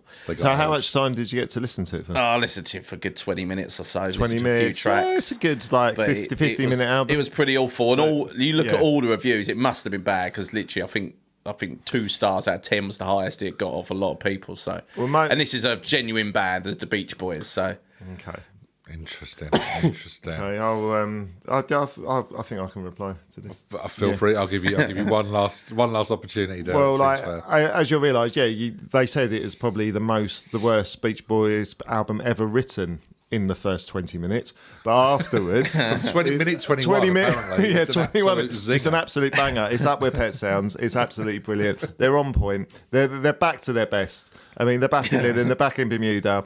They kicked ass. The fact of it got 2 stars was for the original 20 minutes, but the rest of the 3 stars are catching up. They're being sent in the post. Interesting. Well, what have you, Mr. Dello, chosen for your opponent to suffer? Not suffer. I chose for Mr. Reynolds the classic punk rock album Chipmunk Punk by the Chipmunks. Interesting. Right in your wheelhouse, Mr. Reynolds. Yeah. In that case, you've got 30 seconds to defend that masterpiece. Okay, so the complete opposite. This is a fun album. It's a kids' album. I remember being young at the time, so I've been right up my street. This would have been Chipmunks. Loved them on telly. It's got some cracking songs on there. It's all like remakes, but a crazy little thing called Love. Lovely. Great little high pitched. It's like right there. It's got "Call Me" by Blondie. It's got some great songs on there. It's just in the beautiful harmonies of Theodore, Simon, and Alvin. What more could you want? Absolutely nothing. Perfectly argued, Mr. Dello. You're right to reply. You say it's a kids album, but it's relating to punk. And then remember the videos I saw of punk where people being headbutted in the front row and spat on. I mean, I don't think that was in an episode where Alvin and Theodore were like spitting on the front row. It's horrendous. It's annoying. It's as these squeaky pricks are allowed to still perform in public. Essentially, they're just rodents that should be taken care of by either like the music industry or pest control. They resemble squirrels. I fucking hate squirrels. And if they come in my garden, I'm going to fucking kill them. Especially if they're knocking out shit like My Sharona, Call on Me by Blondie, classics, and they've reduced it to squeaky little nutsack voices. Wow. Hang on, can I argue against that? I'll give you one final right. So just the argument I back is it's perfect. We argued earlier about the transition of punk going into the 80s. This is a punk album. It follows over to that. It's the perfect transition of the end of punk going into the electro sounds of the 80s, which we're going to go into. Beautiful. It's a delightful and eloquent argument, Mr. Reynolds. So on one hand, we've got the musings of one of the greatest bands of all time, the Beach Boys, and an unfortunate first 20 minutes, followed by an absolutely rousing 32 minutes, versus the nutsack shrivelling pop punk musings of Alvin, Simon and Theodore. Squeaky pricks. Now, amazingly, I'm going to side with Mr. Reynolds and the Chipmunks, purely because I think your vendetta is personal, Dale, and it's all about the squirrels that you mentioned. Had you not have mentioned them, I wouldn't have been led that way, but I think you've literally let yourself down in the final seconds. I've got rodent issues. And you've basically got rodent issues. So I'm going to give it to Reynolds. That is a 1-all. Well done. So we're going into the final round. It's film. Film to satisfy it and sort it. So again, your argument is chosen by your opponent. So, Mr. Reynolds, what did you choose as a film to argue for Mr. Dello? So I went for the classic 1980 film, everyone's favourite, Cannibal Holocaust. I mean, the very best of British luck to you, Mr. Dello. 30 seconds to begin with on Cannibal Holocaust. I mean, even the knowing little chuckle that he's doing there does kind of imply you're screwed. But very best of luck. 30 seconds starts now. They said that a film about cannibals could never be made into a family movie, but somehow Cannibal Holocaust pulls it off. Nowhere before has there ever been another man eaten by a human being done so much with so much love and affection, and put into this misunderstood world of cannibalism. Such people as the Queen Mother have personally said, 10 out of 10. I took my grandson Chucky there, and we laughed the whole way through. The standout performance from Luca Barbarushka as Mud and Little Perry Pickenham as Tinker. Great performance. Even the way they're misunderstood people. Again, I don't see why cannibalism shouldn't have a sort of an involvement in the world, and why shouldn't we know about cannibals and accept them into our community? Interesting. Didn't realise the Queen Mother had been to see it. That's she new news. The late Mr. Queen Reynolds. Mother. I think we need not just Judica, I think we need a factual person. What we might have fact check some of these. Okay. Mr. Reynolds, you've got 30 seconds to come back on those points whenever you're ready. Yeah, I mean, it's a horrible film. It's disgusting. It's been banned in so many countries. What countries? Oh, Italy for one. Right, let me tell you something. So it premiered in Milan. Called out on his... The film was seized by the Italian courts, and director Ruggero Deotta was arrested and charged with obscenity. He was later charged with murdering several actors on camera and faced life in prison. There's animal cruelty in this. Basically a snuff movie. It's a terrible film. There's the dubbing. I mean, I watched the trailer. The dubbing's bad enough. I had to turn it off for that because it was just awful. Yeah. Interesting, but yeah, the Queen Mother really liked it. Queen Mother, Del, final thoughts? I feel a little bit appalled and saddened, really, that the home of the mafia could not take it into their hearts and see that they've embraced violence in their whole sort of historical system, from the Romans to the mafia, and they can't let a little tiny bit of harmless, cheeky cannibalism go. Cheeky bum and understand these people who want a voice. I find it very upsetting. Intriguing. Now, so just for my own personal, but Holocaust mentioned as well. At no point have we touched on that, right? So it's best to avoid that. I think so. Good. Okay, Mr. Dello, your choice for Pip Whitehouse to argue against cannibal Holocaust. Yeah, so I kind of regret this a little bit. I kind of I gave Phil a film. And then I gave him a bit of a curveball. I changed it. Ooh, but I think has this paid off? Well, that's what I think. It might have come back to haunt me, but we'll see. So it was meant to be Oh Heavenly Dog with Chevy Chase, but it's turned. Sounded pretty good. I had my argument ready for that. And everything. I know, yeah. But he changed it to an even. Well, I think there's an even better one. Well, what is this masterpiece? It's the classic that is Alligator. Alligator. Well, Phil, you have 30 seconds on Alligator to begin with. Off you go, sir. Love this film. I actually, before Del even mentioned it, I had it as an honourable mention of one of the films of 1980. I remember watching this film as a kid. It was classic horror film. Well, it's bad horror, the 80s. So the story is a kid has a pet alligator. The dad throws it down the toilet. Over 12 years later, after feeding off, I think it's like pets where they've been injecting them with large hormones, things, he basically grows to about 36 feet and goes on a rampage in Chicago, goes up into the city. It's awfully bad comedy horror where this alligator is just eating everyone alive. It's great fun horror film. Now, Del, you must have had a reason for pulling this bad boy out of your hat. Let's find out as you argue back against those great points. Off you go. In no way or form was this a comedy. It put the fear into God into children like Jaws did for the previous sort of generation for people going into the sea. Little kids now fear for their lives going into sewers. So I think after this, children were staying away from sewers where it's regularly in New York Street. They get a hot dog, they go down the sewers and they play fun. Possibly with smaller alligators. Alligators used to be respected, but because they was beefed up, they were steroided. It was absolutely disgusting, and I can't take it. I think that was exactly the reason. It's just to stop kids going down the sewers. I think there was they did a presentation, and there was a 20% decrease in people dying down in the sewers because of. After this film, it stopped them going down there. So it was actually the advertising was brilliant, and it helped the youngsters of Chicago, especially. What about the alligator going to cocktail parties? Did it help the children there? Yeah, it was great fun, great fun film. And it didn't get banned in 13 countries, and the director still was. Well, he's probably not. He's probably dead now, but he probably lived a nice life outside the four walls of prison.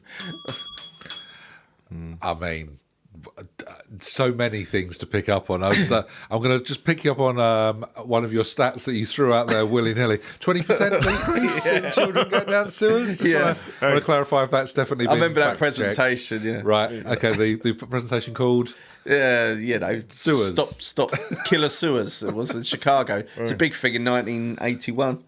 I mean, at one point, Del, you were definitely out there. I was leaning and swaying towards your choice. I was like, he's argued it well. Yeah, I like the idea of it. I mean, what the hell? It's only a cannibal. Everyone needs love. I was thinking they all deserve it. Yeah. It's just meat. Well, they even did follow it up later on with the Cannonball Run. Well, so they even made it. Had you have put that in, I put it in. We almost had a win, but then Phil has come back with some great points as well, and I think purely because we need to keep kids out the sewers. Right. Okay. I am going to go with alligator because the kids don't belong down there, especially not with a hot dog in their hands. What happens if they trip? They're putting a hand out. They're going to drop a hot dog down. It's irresponsible. It is, but that's what happened in the 80s, man. It did happen. It was all right in the 80s. You play down to the sewers to your mum and call you for dinner. This is a post-COVID world we're in now. Exactly. You'd go at 10 o'clock and she'd say, don't come home till dark. And you go, right, well, the obvious place, sewers. But until that film came out, we were running our lives were in our own hands. So now... I like to think we've made it through the 80s. Some of my best childhood days were in sewers before Alligator. The sewers, canal. When I was 2, you know, my mum had put me down the sewer. Lovely day out with your uncle. Yeah, but I'm going to award it to Mr. Reynolds on that one, purely For the children he was saving. Children, Yeah. With a great choice. Well done. You've done well. You saved a lot of people there, Jimmy. Well, exactly, I think so. I think they need to be saved as well, don't they? And you Let's be saved the honest. cast of the Holocaust film as well. Cannibal Holocaust. Well, exactly. You would have. Exactly. What about the dog film? Would you have had the same? Yeah, that sounded pretty good. Yeah. Yeah, heavenly Oh, Yeah. Heavenly Dog. Yeah, so basically he's a detective, Chevy Chase, right. gets Solid. killed doing it on a case, Right. and then when he goes up to the old pearly gates, he's given a chance to go back, but he's sent back as a dog. To solve the case that he was going to and take on he as a- teams up with Jane Seymour. Yeah. Oh, Jane I mean, Seymour. what's Yeah. the cast? Gorgeous, yeah. But Chevy well, he Chase didn't say and Chevy Jane Chase was Seymour. trying to have sex with Jane Seymour as a dog. He didn't say that, did he? He didn't mention that. Again, is that need to be fact checked though?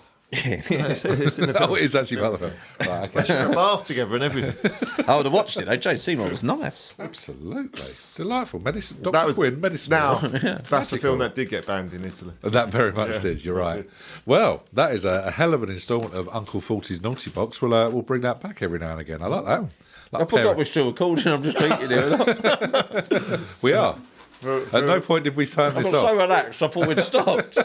You put your trousers I back on. mean, Phil's won another round. He's just immediately celebrated with some Bombay mix, and he's taking his trousers off. I think that's a good place to stop, don't you? It's a great place to stop. Good arguments, chaps. Good arguments. Well done. Well played, sir. So we're now, gentlemen, going to take a look at music of 1980. New decade, to see what new sounds were being unveiled by bands. Richie D, why don't you give us your top 3 albums from 1980, mate?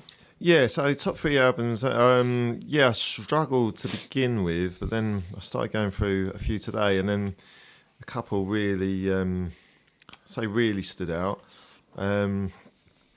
I was going to go with Emotional Rescue with the Rolling Stones for number 3. I actually So you were going to. was going to go with Oh, it, but I ended throwing up, one away there. I ended up going with Sanista by the Clash. Okay. I like the Clash actually for quite a while.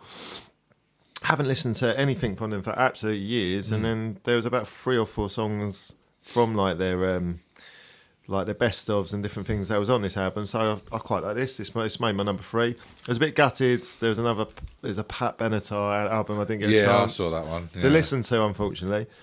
So that might have featured, but it's got Magnificent 7, Hitsville UK, The Leader, Something About England, Rebel Waltz, and One More Time.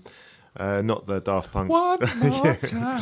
That'd be great I if they didn't did realise that one. was the Clash. Yeah, banger. But that's my number 3. My Lovely. number 2 is Making Movies by Dire Straits. Interesting. You've gone with a straight. I really like this album. Like, I was so shocked. Like, I was listening to it from today, and it was about.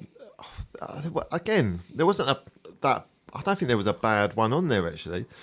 I was really surprised. There was one got Tunnel of Love, Romeo and Juliet, Skate Away, Espresso Love, Hand in Hand, Solid Rock, and Lost Boys. But yeah, it was just just a really good album, and I like them anyway. But they never really stood out. Yeah. I know they're big hits, but that's later on with like Money for Nothing. Yeah, Romeo and Juliet was the only one I kind of knew you saying it from that one. But I know yeah, it's a I remember really good that. album. I absolutely love that. Oh, but yes, interesting. but my number 1 could be a bit predictable for people, but it's Bob Marley and the Wailers' Uprising. I'll scat over this a little bit because I think we're going to do. Scat over it. I could scat over it. But no, I think in another thing we're going to go a bit more in depth into the albums. Are we still doing the album thing, aren't we? Oh, just The give us, in-depth give album. us, give us Oh your yeah, reason no. why Yeah.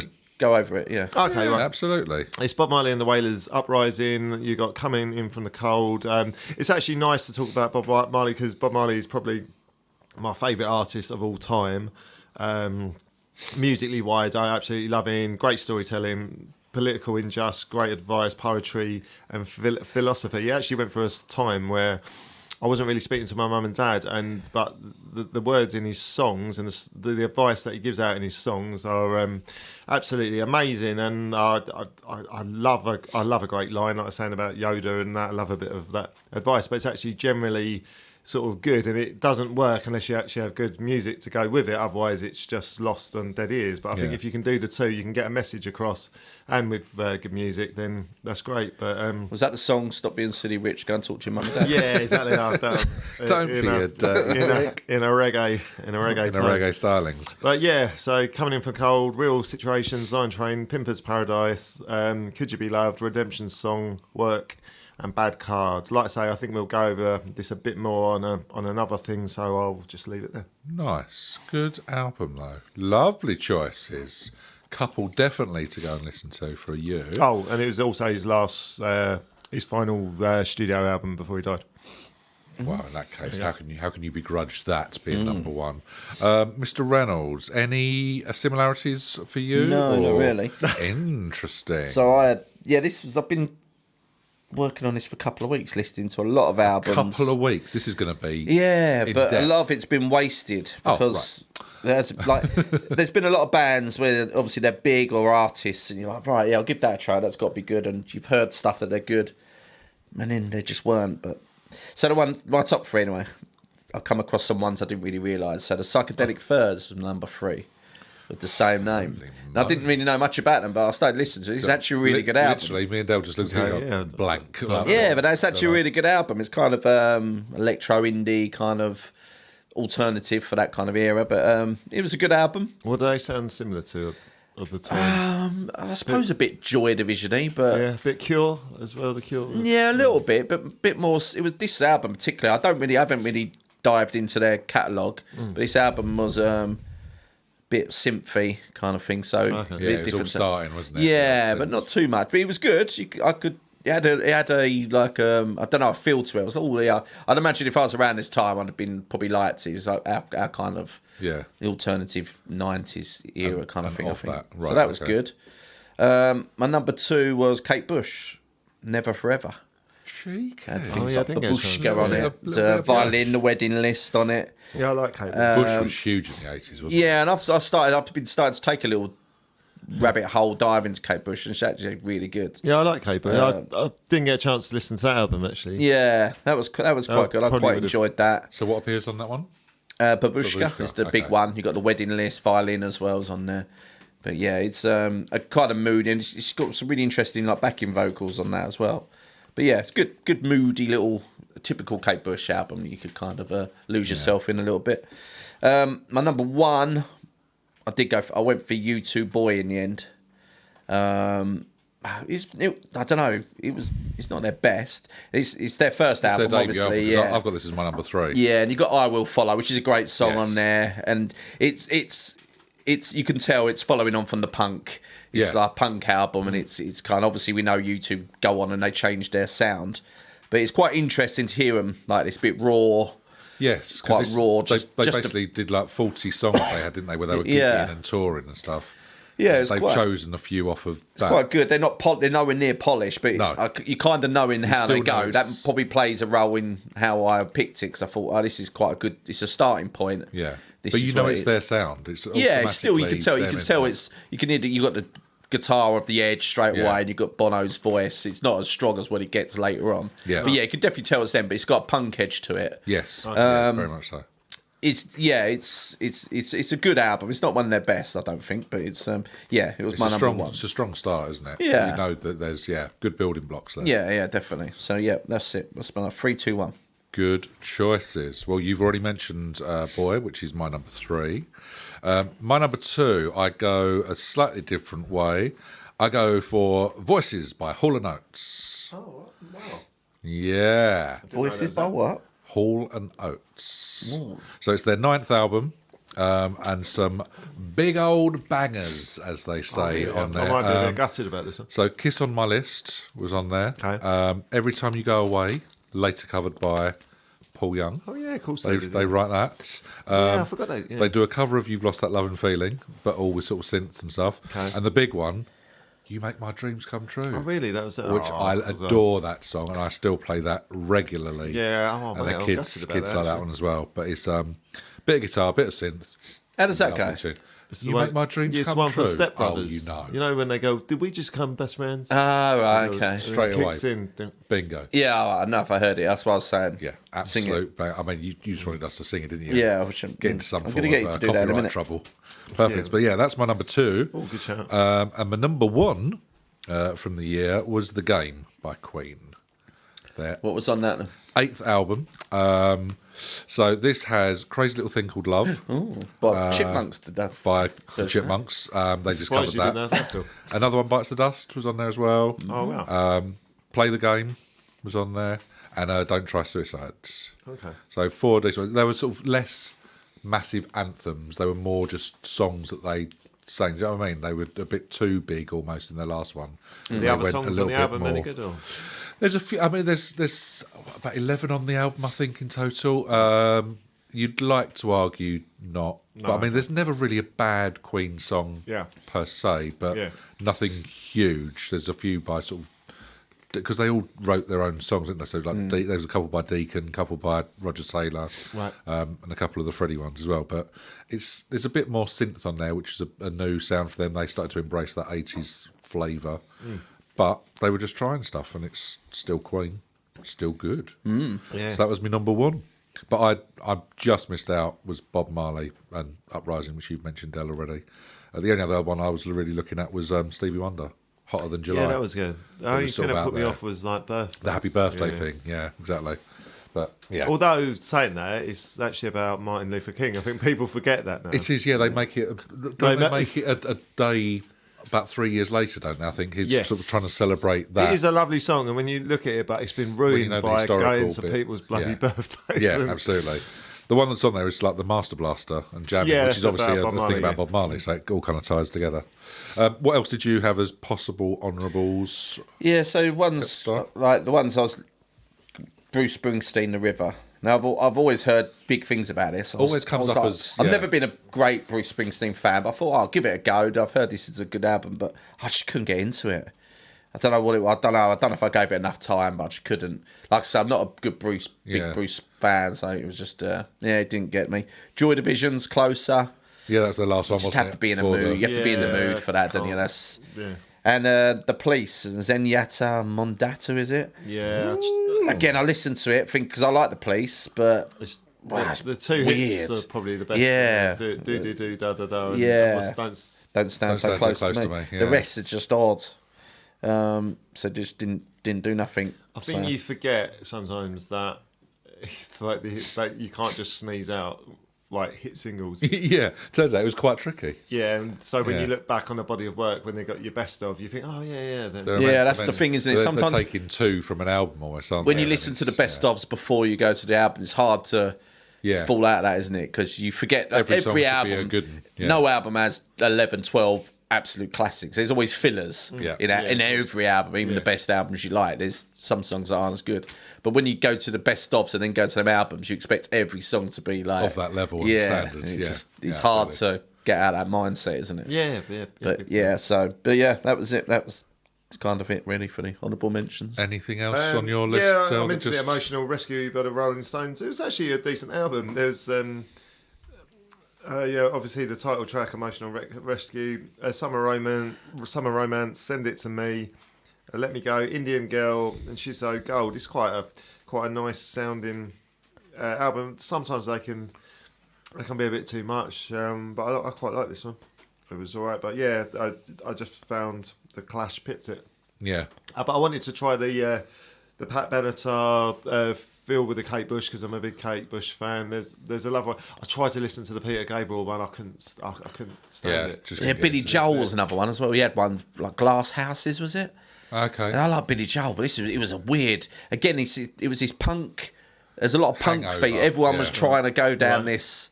this route, and it just didn't work. Like Billy Joel's a pianist, isn't he? He's more. He's a what? Massive pianist. Yeah. But yeah, he's trying to. The songs I heard, he was trying to. Yeah. It sounded like he was trying to go down some kind of different Oh, really? route, and it just didn't work. If So. it ain't broke, don't fix it. Yeah. Sort of thing, isn't it? I'm the piano man. You're my fucking guy. Yeah. Now spit on my face. Say spit on my face. Yeah, there was a couple of other ones that bubbled around, wasn't there? It's like the Pretenders brought out their first album that year as well. Is it? What's on? I could not even begin to tell you. I like the Pretenders as well. I Again, really like her voice, but I yeah. just, again, you've got to be in a right sort of a mood because she's a bit There's not not down, enough. but There's not even on their best of. There's not enough songs really for me. I don't know. the only other one is like AC/DC brought Okay, out Back well, in Black, That's meant to be a. which again is meant to be one of the great albums. Yeah. but I just never really found AC/DC. I like the liking, title sort track. of I thing. wouldn't be able to tell you the other. Yeah, thereafter, not a clue. So, yeah. So I've got the 10 best-selling singles of 1980. Because I thought the 80s is It's a tricky little time, it's isn't not it? always albums, is it? There's it's a weird one for singles. So it'd be good to You're right. compare the albums to what was going on in the charts single-wise. So yeah, previous seasons we've done obviously the singles started to get phased out. Previously but this is on like Not Full probably time. I think later in the singles it'll get interesting. So starting from 10 to 1. Go on. Now I'm going to ask you to sing a couple of these because I can't remember what they go like. Or I know the title, but so I know this one. Working My Way Back to You by the Detroit was the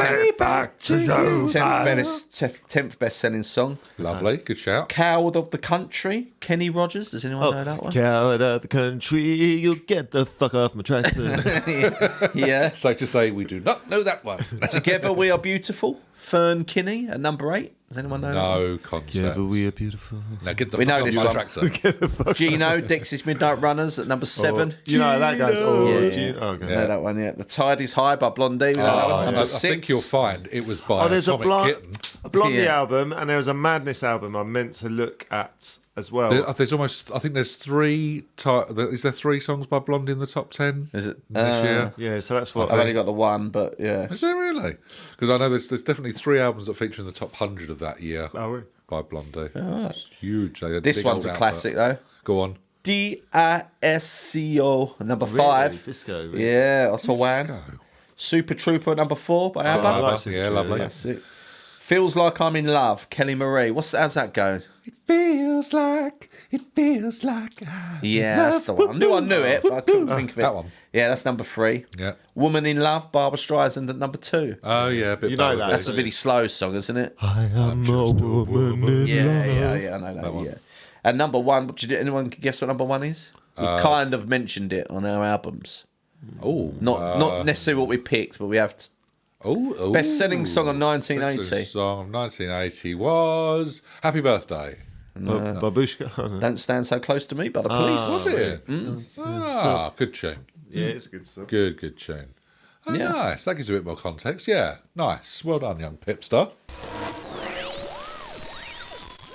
Okay, gents, we are approaching the end of 1980s episode, but it would be an absolute outrage, some would say a sackable offence, if we didn't dip into the letters and emails. So, They'd be chanting, you're getting sacked in the morning. there'd be like a herd of people coming up the path with like lit torches, Billy Ocean fans. massive amounts of Billy Ocean. You don't want to fuck their Billy Ocean fans off, do you? So- Shouting us to play. Exactly. Caribbean Do Queen. Caribbean Queen, you dick. And look at the letters and emails too. So let's not keep them angry. Let's dip in. I've got one from Michael J. Foxcrap from Dr. Sock Drawer. He says, like Cher, what would you do if you could turn back time? It's a very open-ended, nothing to do with the year per se. This is purely, what would you do? Would you do it for good? Will you do something for the world? Would you just go back and try and get a date with that girl that you never did? Have the balls to ask out. Mr. Dello, let's ask you first, my friend. What you doing with the power to turn back time? Turn back time.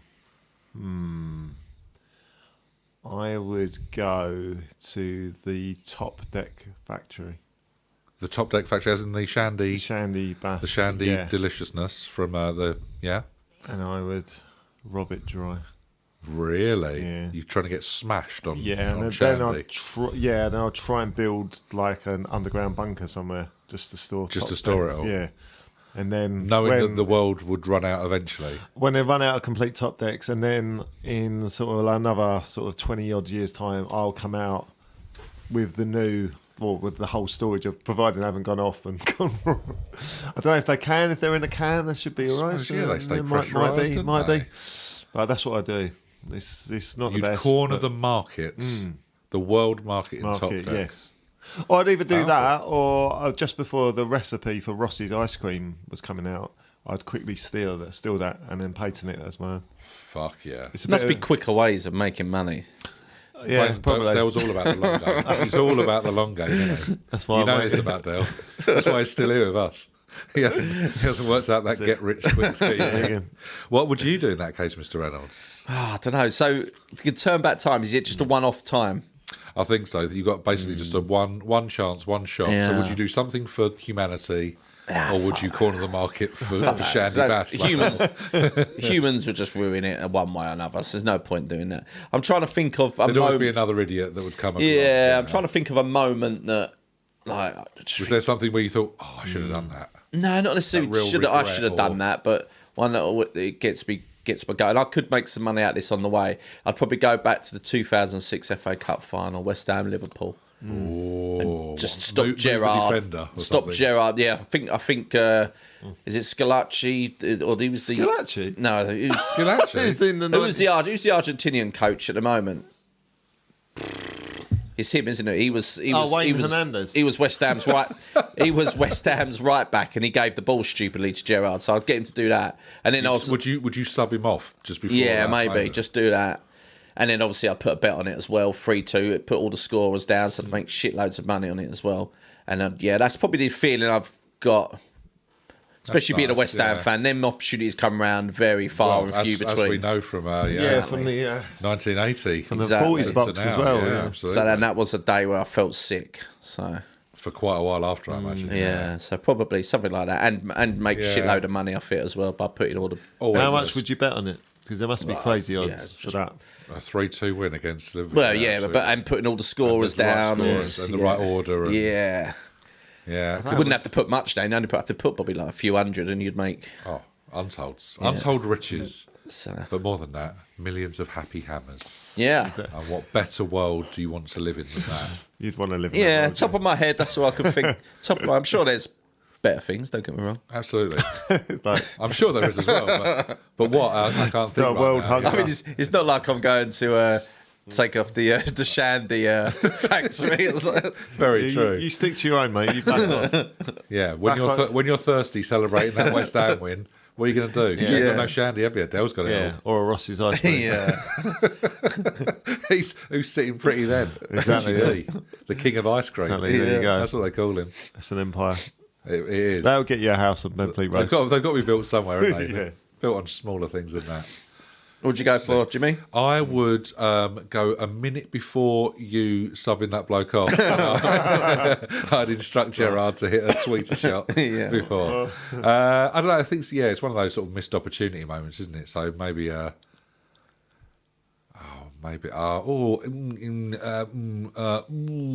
tell you what I'd like to do. I'd like to go back and be at Anfield in 1989 and watch Mickey Thomas scoring to get us that win. Oh, yeah. That's what I'd like to do. I'd like to be able to turn back time and just go to that moment and see that eruption of craziness. Yeah. Something like that. That's what I'd do. Yeah, that'd be good, yeah. Yeah. That's what I'd do. Yeah, Yeah, that's that's what not I'd a do. bad chat. Okay, I'd football like wise. to do that, something like that. Or maybe stop Naeem scoring from the halfway line. Just stand behind the goal and tell Seaman to take a couple of steps back or something so he doesn't get lobbed like an idiot. Don't go out to the 6-yard box. Yeah, exactly. Don't stay on your line. What are you talking about? Stay on your line. Or just pull Naeem's shorts down. There you go. Mind you, That's what I'd do. you say standing line. He did that against Ronaldinho, and he still lobbed He it. still lobbed him, yeah, good point. Turns out he was quite short after all. Who knows? Really small Couldn't touch the goalkeeper. crossbar. Little midget of a fella. I thought you had like a really wet nipple then. It's just where the shadow is. Is it? Is it wet? Yeah, just for you. Turns out Phil's lactating, everybody. Yeah. Very exciting. Maybe I'll go back in time and get Phil some nipple pads just to stop his jumper being ruined. Well, there you go. That is question one, straight out of the traps. Let's move on to question two. And this is from, oh my goodness, Anaconda. And she says, what's your wrestling nickname and how does your ring entrance theme song go? Big in the wrestling, 80s, wasn't it? yeah. WWF back then. Yeah, it was. Huge. Or even like, what was it called? World Wrestling on the ITV, you know, like the Saturday World Wrestling. Legends of Wrestling or something like that, wasn't it? Yeah. It was called? On I ITV, know, I forget. World I'm of someone Sport will tell or us. no? World of Sport, that's the chap. That's it. But yeah, so it's huge back then. Phil, you look like the wrestler amongst the three of us. It's like something that goes in it. So it'd be something like Field of Thunder Reynolds or something. Like that. So I used to actually, when I used to go, I used to be on the I used to be circuit. a wrestler. I used to be on the circuit. when we used to go down Simpson's house at lunchtime, we'd wrestle a lot, and I used to do a thing called the Thunder move actually, and I used to get his head in between your legs, Right. and then I would What, from jump the front over or from the back? from the front, and then I'd jump over him with his head, and then I'd slam it on the floor. So kind of, and I'd like say like, Did he remain conscious through like the afternoon? no, he was a nasty bastard as well. He did some many things. So What don't was his- feel sorry What for was him. his nickname? You remember? Oh, I don't know. Slimeball Simpson, I think. He doesn't come out with Slime Ball Simpson. Yeah, that was my nickname. It was like Nemesis. So yeah, Field of Thunder. Phil. What, What's that? And then it's the yeah, theme music. tune, like the walk-in music. It probably would be. What was there a song called like Thunder or something? There was like that? Thunder by Prince, wasn't there? Thunder. Is that quite heavy? Through the night. Yeah, see, I'm thinking of of- thunder, lightning.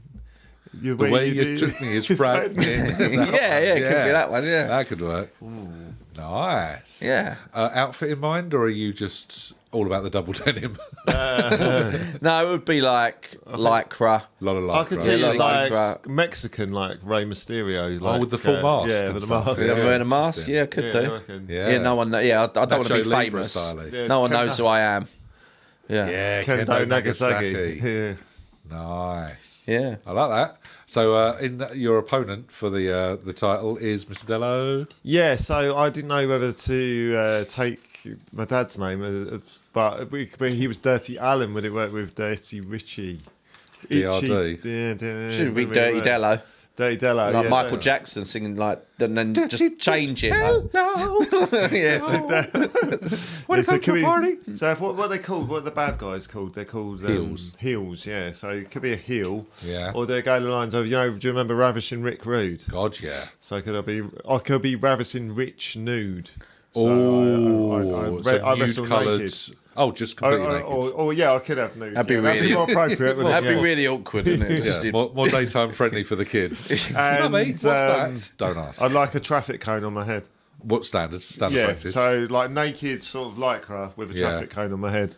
Delish, and you're. So is the actual lycra see-through so you can see it all? Oh God, yeah. Yes, well, yeah, why not? Why not live a little, I suppose. And then have you shaved? Have you looked after yourself down there? Or is it just full on like 80s bush. yeah, Well, it depends if we're especially in going. the lycra all His squashed up. penis will look Yeah, it exactly could like be. Leo Sayer. Yeah, it could be. In a Could bad they all light. come out? Little, yeah, I suppose. Well, I'm quite well trimmed down there. So if we're going nowadays, Richie, then it's fine. It's on point. But if we're going, yeah, Look like all 90s, the members of Deepy, Yeah, we could be. Dippy Dippy Boys. yeah, it could Right, be. so Fred. Could be looking like was he DLT? Is it BLT? Oh, what is it? BLT, love a BLT. Dave Lee Travis, the hairy cornflake. Yeah, the Hairy Cornflake. Oh, that's Hairy a great name, Cornflake. wrestling name, the Hairy That's Cornflake. not a bad one, is it? Yeah. Yeah. So And then Dirty Dello, Dirty Richie Dello, or Dirty coming into Dirty Diana, yeah, coming in with Dirty Diana, Dirty straight Diana, I in. guess, yeah. Interesting. Or would you just make up your own thing, like Hulk Hogan's got his own theme The tune? real American, yeah, maybe get something sort of specifically bespoke The to real dirty boy, who's a naughty boy, Richie. Richie. What, Jimmy? Nice. I think I would go something ridiculous. Would you be a I mean, heel, they're or all would you be a ridiculous, good? mate. Would you be a good guy? Do you know what? I think I'd like to start life as a good guy, just to stroke the ego. Would you be I'd like a the lot of people cheesy good guy, chanting. like clapping to the fans, high fiving, cuddling the grannies? Yeah, do you know what? A real, disgustingly, Nice. like the Cliff Richard of wrestling. Yes, That's what I'd all come in the as, grannies that love kind you. of- That's don't know. Yeah, paints, I'm a, gonna- paints a weird picture. Would Do you know you what I mean? So like the whiter than white kind of look. I can imagine, the proper good guys that come in, they have the jackets on with Yeah. the pants, Yeah. and then the knee high boots. Yeah, all I that. could see, and Yeah. then getting the cuddles from. I'd actually have roller skates on. Yeah, we're going I'd really. come down the slope, like Wired for Sound. I'd come into Wired for Sound. Oh, that'd be a by great one. Cliff. I'd have the full look on with the coat, And but your roller name skates is? on. I'd be Hot Wheels Hegs. Wheels egg. Oh. Straight in, rolling up, double Wheel. high fives as I come down the aisle on my skates. Lots of Like that. it. Eat your vitamins, good. say your prayers, and then Little eventually denim shorts. little denim Oh, shorts okay. with the pockets hanging lower than the shorts. Yeah, and can then then- maybe 6 months into the career, You turn changed, on a really? dime and come out black.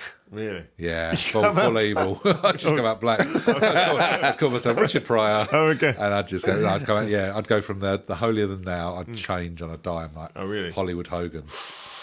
I'd get nasty with it. Those Yeah. roller skates turned into ice skates. They'd be like grease, where little knives would come out the wheels. Yeah. I could just chop off people's. And they were nice red ones, and they Achilles. just turned to like rogues Yeah, afterwards. exactly. Yeah. Exactly. Everyone's hissing at you. Oh, I'd love it. Yeah, what? Shut up. All Like that. Thunder Lips in Rocky 3. Exactly like the lips Yeah. in Rocky 3. We're just playing, guys. Yeah, no. there you go. Rah. That's my look. like I'm it. sticking to it. Lovely question. We like that one. All right, let's move on to Cabbage Snatch Kids, who says, if you were stuck in a certain year forever, what year would it be? So kind of a Groundhog Day special, but this is a year, not a specific day. So what year are you replaying over and over? Cool, that's a tough, wasn't it?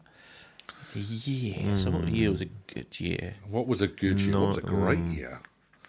I like to think 98. It's one of the eights for me, either 88 or 98. 98. What was so special about the eights?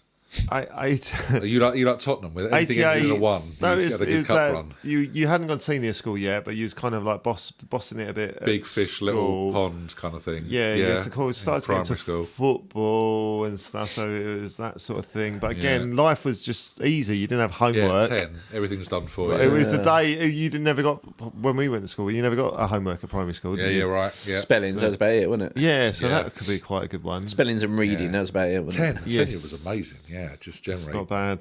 do what Yeah, you it was want. a good time. And like you say, you was Music- like the king of your school then, weren't you? It was the Yeah. best one. Yeah. And then Music- when you went to the secondary school, you was like blimey, this is big, isn't it? Music was all right. Films were all right. They could, yeah, it was It's not a bad shout. It's not a So bad shout. I think 88 for I think you. I'll go 88. Yeah. Yeah, it's a Lovely. good one. It's a good shout. I don't know, I think it's 90s for me. I'm thinking 94. Yeah, I'm thinking around 95, 4 or 5. 96. This was 17, 18, 19. Yeah, that was still a good period, but we're just getting into pubs and that as well. Yeah. And it was that More kind freedom. of Getting into crack. yeah. It was just it was just that Getting solidly into class A. it was independently. it was at that time when you was kind of getting there, but you still wasn't old enough to. But it was kind of exciting. Yeah. There was some excitement still involved in it. Yeah. Everything was still a At bit 10, like you still need a lift from your mum and dad and stuff. yeah, whereas yeah. at Like I say, it was 18, independence, 19, but you 20, still you wasn't ready for it yet, but you had Yeah. it. Yeah, it was there if you wanted it, but none of us did. Nah, yeah. We just wanted to go out and have a good time. Want to get loaded. Oh, That's yeah. what we wanted to do. Wanna have- We Yeah. want to get loaded. Yeah, I'd say We around wanna that have a good time. 95, something like that. Yeah, I think that's about right. And the like music that. and all that was brilliant around that time, wasn't it? I'll see you down the pub. Yeah, yeah. It was Well, pretty much that. I got think a every few night years, was yeah. down there, wasn't we? we'll see you there when you're Yeah, when you're ready. well, you'd live that day, wouldn't you? I suppose, like, would that say that day, that year? That year, yeah. So yeah. it's- yeah, not a bad year. Like that. It's nice to think back. Delish. All right, let's have a little look and see far down. We've got, oh, hello, Gianfranco Granola has asked us, what 80s song lyrics, nice, keeping it relevant, Gianfranco, what 80s song lyrics wouldn't be appropriate to shout out at 2 a.m. to a stranger? What 80s song lyrics wouldn't be appropriate to shout out at a stranger at 2 a.m.? Del, I know, yes. You looked like you had a little spark of, oh, Yes, I know. because I saw him the other night, and I still think this is like, Oh, you it's go not with- a great. Go it's with Willie Motion again. Willie Motion, Billy Ocean. very Billy Ocean get out heavy, of my this. dreams, get out of my dreams, get into, Get my, into my car. car. It's start the opening line of the song is, "Hey you, get into my car."